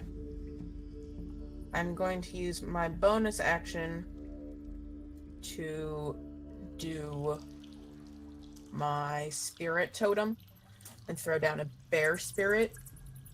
So we all get 12 temporary hit points, and we will have advantage on strength checks and strength saving throws. All right, where are you putting it? It can be just right next to me. I can move it if I need to. Does that have a range on it? It's 30 feet, so it's going to hit Oh, everyone. sweet. It's gonna hit everyone except Oliver. But Everyone except who's up there. Yeah. he's way up there. Keep in mind they're 50 feet in the air, so Oliver and Ivor, it doesn't hit them.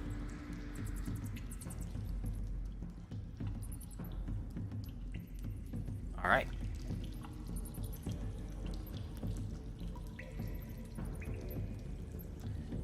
Fantastic. So, Belgarian. So your go. You're not grappled. You All right. he missed you. I'm gonna blast the thing once, the main body, Okay. because it seems to be growing back the tendrils. We'll see if it likes this. Okay. So as that, you see it impacts its form and it ripples, but it doesn't seem to do any effect. The way that it hits it, it kind of almost slides off of his form, if you will. All right.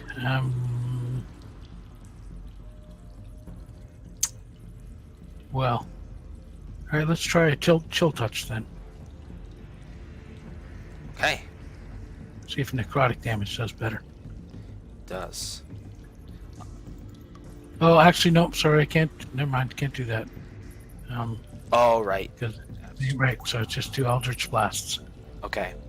As you hit that one again, it seems more as though it just has like a really rough form. Its form is almost elastic.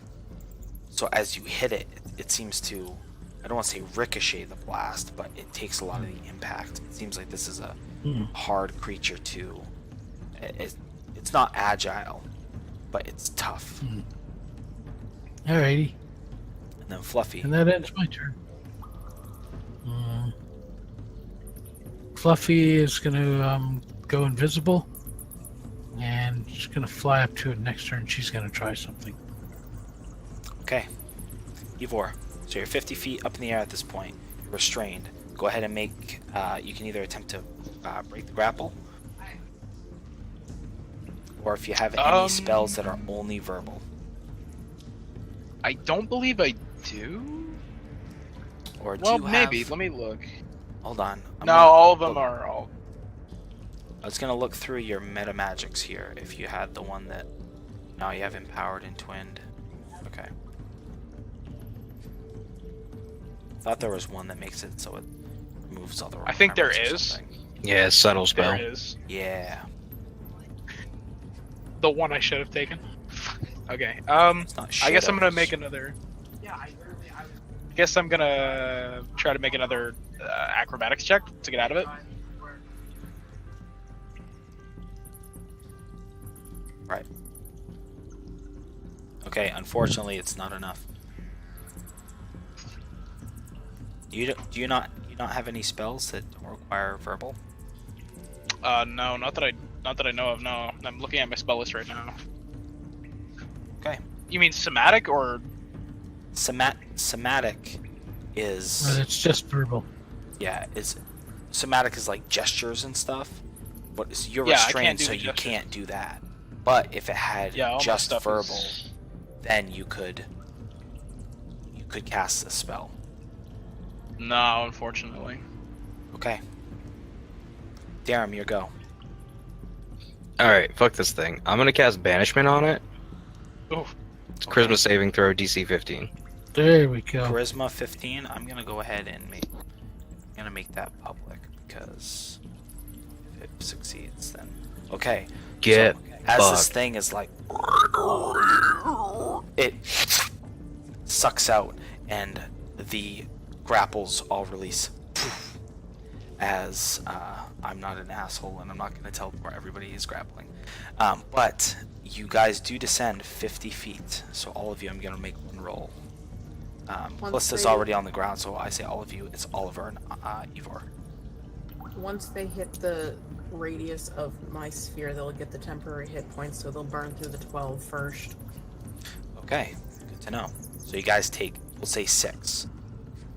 After it burns through the temporary, Ivor and Oliver take 6. And then I will move my spiritual weapon back down, and if I can get close enough, I'm going to try to hit this guy at most right here. I would say yeah, because it was only one turn, so it's like a weep, boo, like it went up a little bit, and then now it's going down. So yeah, sure, go ahead. Roll. That's just enough to hit it. Cool. As it squishes it.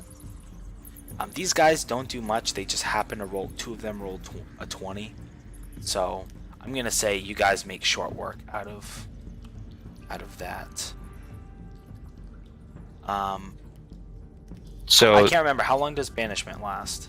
it's a minute. 1 minute. So It's if a we can minute. clean these guys up like in a couple of rounds, And run and we away. all like either I was thinking either run away or just like prepare. So like put my spiritual weapon up there, like you guys prepare all of your stuff, and then we just fucking let loose on this thing when it comes in. I would say just given because these things, I'll say it takes you like 4 rounds. Just quick estimate to clear all these guys up.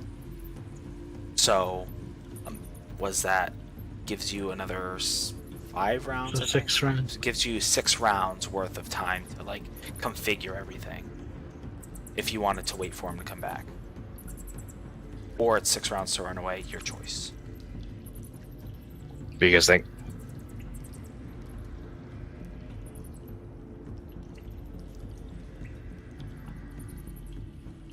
I'm looking at something. Hold on.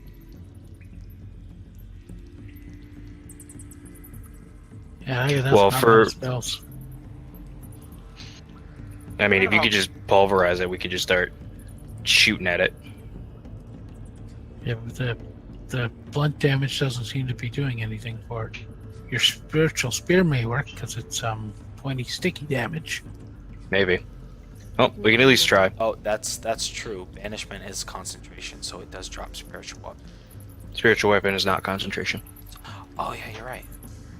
Spiritual weapon is broken as Yeah, stop fuck. giving me bad information there, Robert. Don't listen to chat. Chat ain't no shit. I'm kidding. I love you. I do love you, chat. I'm sorry. So for my prepping, while everyone else is looking at what they can do, if we're gonna stay, I would like to cast light on my spiritual weapon. I have to cast it again because it'll run out by the time he comes back. So I'll spend the slot there. I would like to cast light on the spiritual weapon and put it up where the guy was banished from. Okay. And then I'm gonna prep a guiding bolt at level 3 and just blast that motherfucker when he comes back. I Okay. can use Moonbeam where he's going to appear. Hell yeah. My There we hair will go. be gone by the time the banishment ends, though. Well, we Last can say for a minute. you're Well, readying. I he would can say end the Callista. time. Yeah, because if you're readying, it's at the end of the round. So yeah, I'll let you all get one free, just based on everything. Like, there wasn't a lot else going on, so you guys essentially surround this dude. Can I also cast a healing word in the intermittent rounds on myself? Oh, absolutely. You have 6 rounds to do whatever you wish. How long does the bear totem last? A minute, it'll be gone by the time it gets back. Okay. Okay, so whoever wants to do whatever you have in action, just go for it.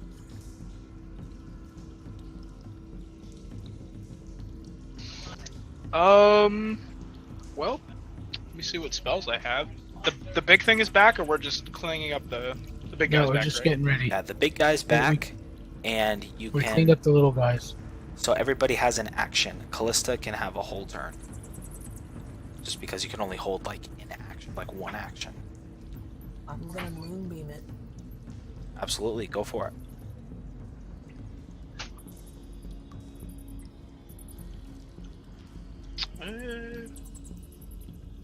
I'm gonna give Guiding Bolt to Oliver so that he can have the advantage and do sneak attack. Okay. Unfortunately, it's just metagaming here. Its AC is 20. Natural armor. For fucking real? For fucking real. Yes. Jesus Christ. Yeah, it's pretty brutal. Oh well, good try. Well, My it's spell still goes gonna through take radiant damage. That's right. Constitution? Alright. Yep.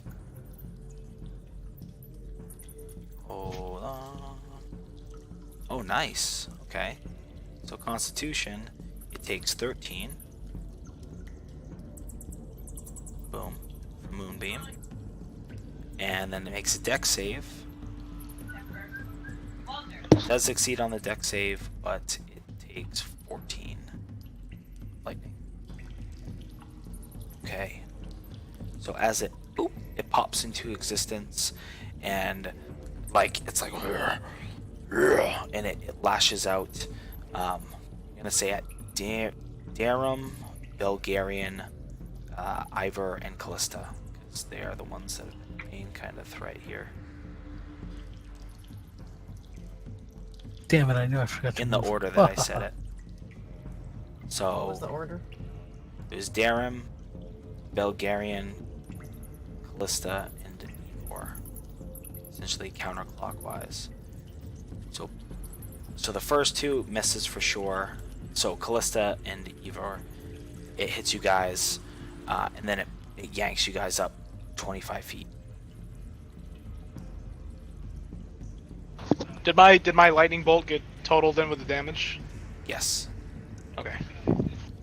And moonbeam drops. You didn't You take any didn't take any You damage. didn't take any damage, but it's also when it starts its turn, correct? I would consider that it's all one. It's like it's starting its turn while you're doing that. Yeah. In this scenario, I would just count it as one instance. But yeah, that holds that concentration because you didn't take damage. Okay. So Belgarian, it's you and Fluffy. All right. So I'm gonna blast him again twice because that's really all I can do.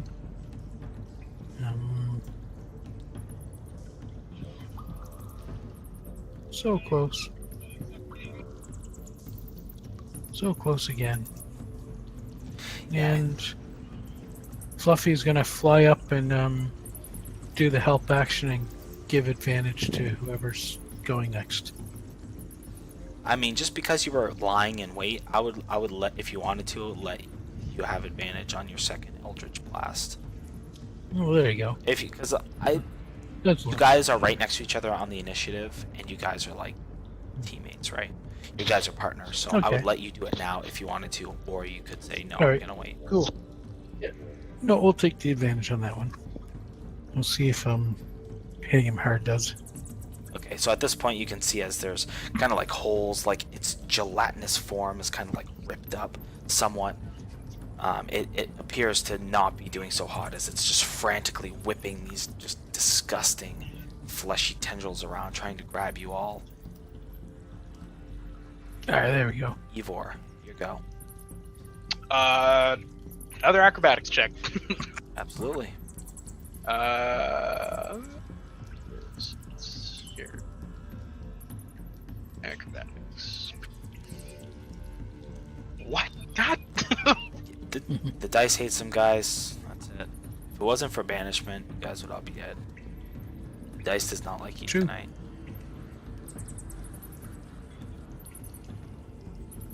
All right, Darum, your go. Let's start with spiritual weapon. Absolutely. God fucking damn it. Skadoosh. Yep. And tried guiding bolt again.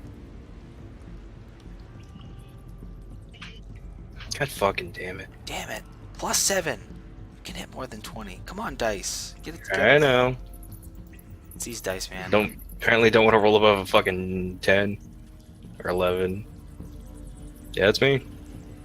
All right, Ollie. Shooting. All right. I got one. Hey, there you go.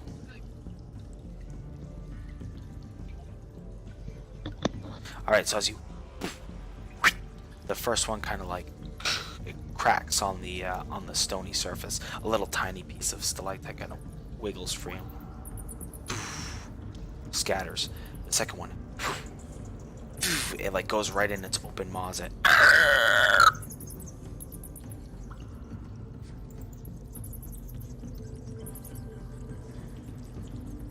All right, so it's gonna go ahead and make. It has all 6 of its tendrils. It's gonna make. A Constitution saving throw too. Yep, absolutely. Oh, that's a fail. Okay, so go ahead and roll the damage on Moonbeam, Callista.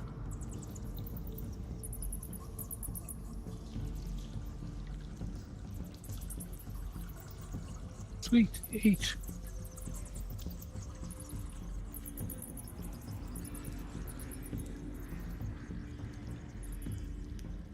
All right. So, yeah, it takes all of that. Just because of the damage that it did. What's the range on Moonbeam? What's the radius? The radius. It's like a 20-foot Cylinder? not cube, but cylinder, yeah. 20-foot radius, so 40 feet across. 5-foot radius, 40-foot high cylinder. Okay. But it's 120 feet range. Okay. So I will say, as that happens, the 2 of the tendrils break free. So one of the ones that does not have anybody, and then one of the ones that has Ivor. So Ivor, you go ahead and take 3d6. Okay. Should I roll it? 7. Okay, there you go. You got it. 7. So as you poof, you fall prone. You're like, oh. And at that, the roper goes ahead and he tries to do 4 more. Fluffy's invisible, so the 4 other people besides you are. I know Fluffy's visible because she had to be visible to give me advantage. But she's up in its face, right? For the Yeah. help. Okay. Yeah. So it's gonna make a bite against Fluffy, and then the tendrils against you 4. Going counterclockwise, so Oliver, Darren, Bulgarian, Callista's already grappled, so I suppose it'll have to do E4 again.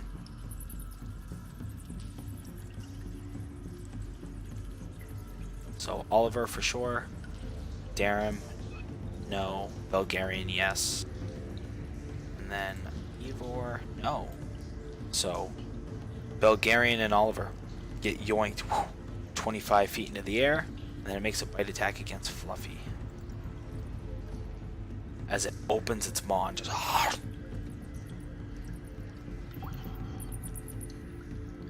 Fluffy's fine. Alright, so 13 AC. Okay, so Fluffy gets devoured. You hear a second long kind of like as he gets crunched up. He's gonna stuff her poison barb in its tongue before it goes. Not gonna do anything, but you know. Yeah, you see there's just gross, gross maw kind of like squelching as it chews. I'll bring her back tomorrow. All right, Callista, your go. Honestly, I think it's better for me to just stay here instead of taking damage and losing Moonbeam. Okay. Is anyone hurting on health? They are 50 feet right now. You're 50 feet in the air right now. Yeah, healing word is 60 feet range. Okay, as long as it's only a verbal. Yep, it's pretty much my only verbal Just a spell. word. But it Nope, looks like okay. everyone's okay. Yeah. We're good for now. Save it. Okay. I'm just gonna chill up here and keep Moonbeam up, I guess. All right, absolutely. So Belgarian, your go. All right. Am I wrapped in it, grappled, or? Yes, sir. All right. Then I will do the check to try to get free. Okay, that would be athletics or acrobatics, whichever's better. The athletics, because it's strength based, is at disadvantage. Oh, well, there you go. So as you just like Yep. trying to squirm free. Yep. Ivor, you're free. You're not grappled. I think that's the only turn you haven't been grappled. Hell yeah. Alright. Well, last level 3 spell, I'm gonna hit it with one more lightning bolt and then see where we get. Absolutely. All right. Did it cast? Hold on, maybe I have to.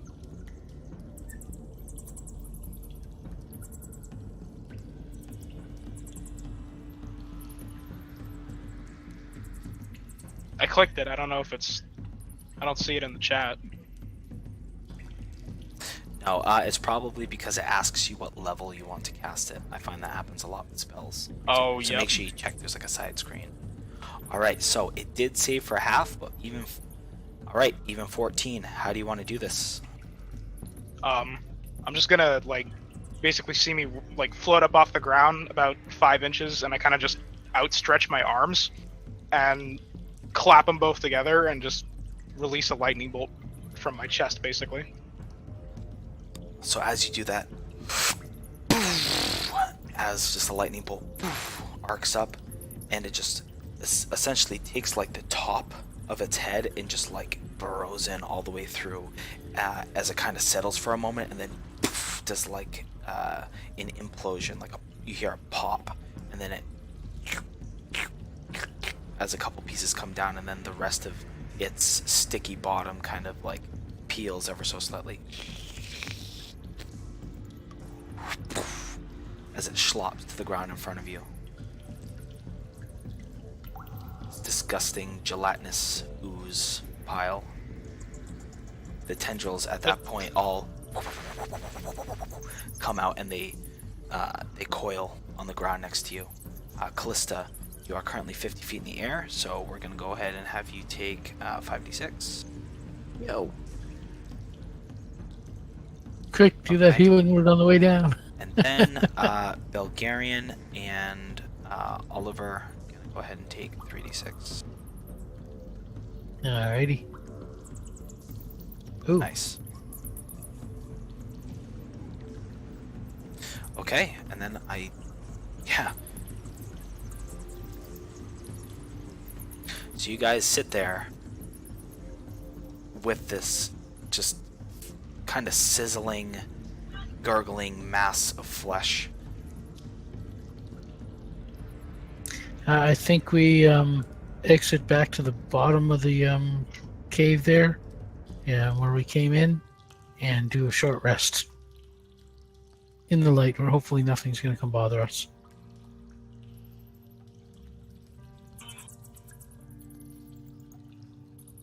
And we end for tonight. Absolutely. All right, so as you guys climb the long climb up the rope, you make your way back out to the outside of the cave. It's like somewhat of a hill, sort of a plateau, if you will. It's cleared out, and you just take a few moments to breathe and collect yourselves after that. Hey, It's well all right, fought, guys.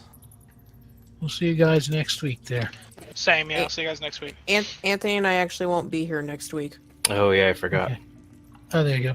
Do you want to skip next week then, Dylan, so you can have time to yourself too, or I'll probably Do you just wanna use think that about it, let to us know? like make this whole map if we're not going to do next week. there you go. So there then you go. I'll Well, then actually let's, make like an underground complex that's like cool. There you go. Well, let's skip next week so those of us without a life can sit home and watch the dog drool. All right, guys. See you in a couple weeks there. Good Okay. time. See ya.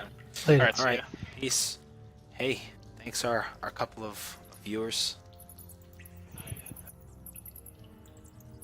Catch you later.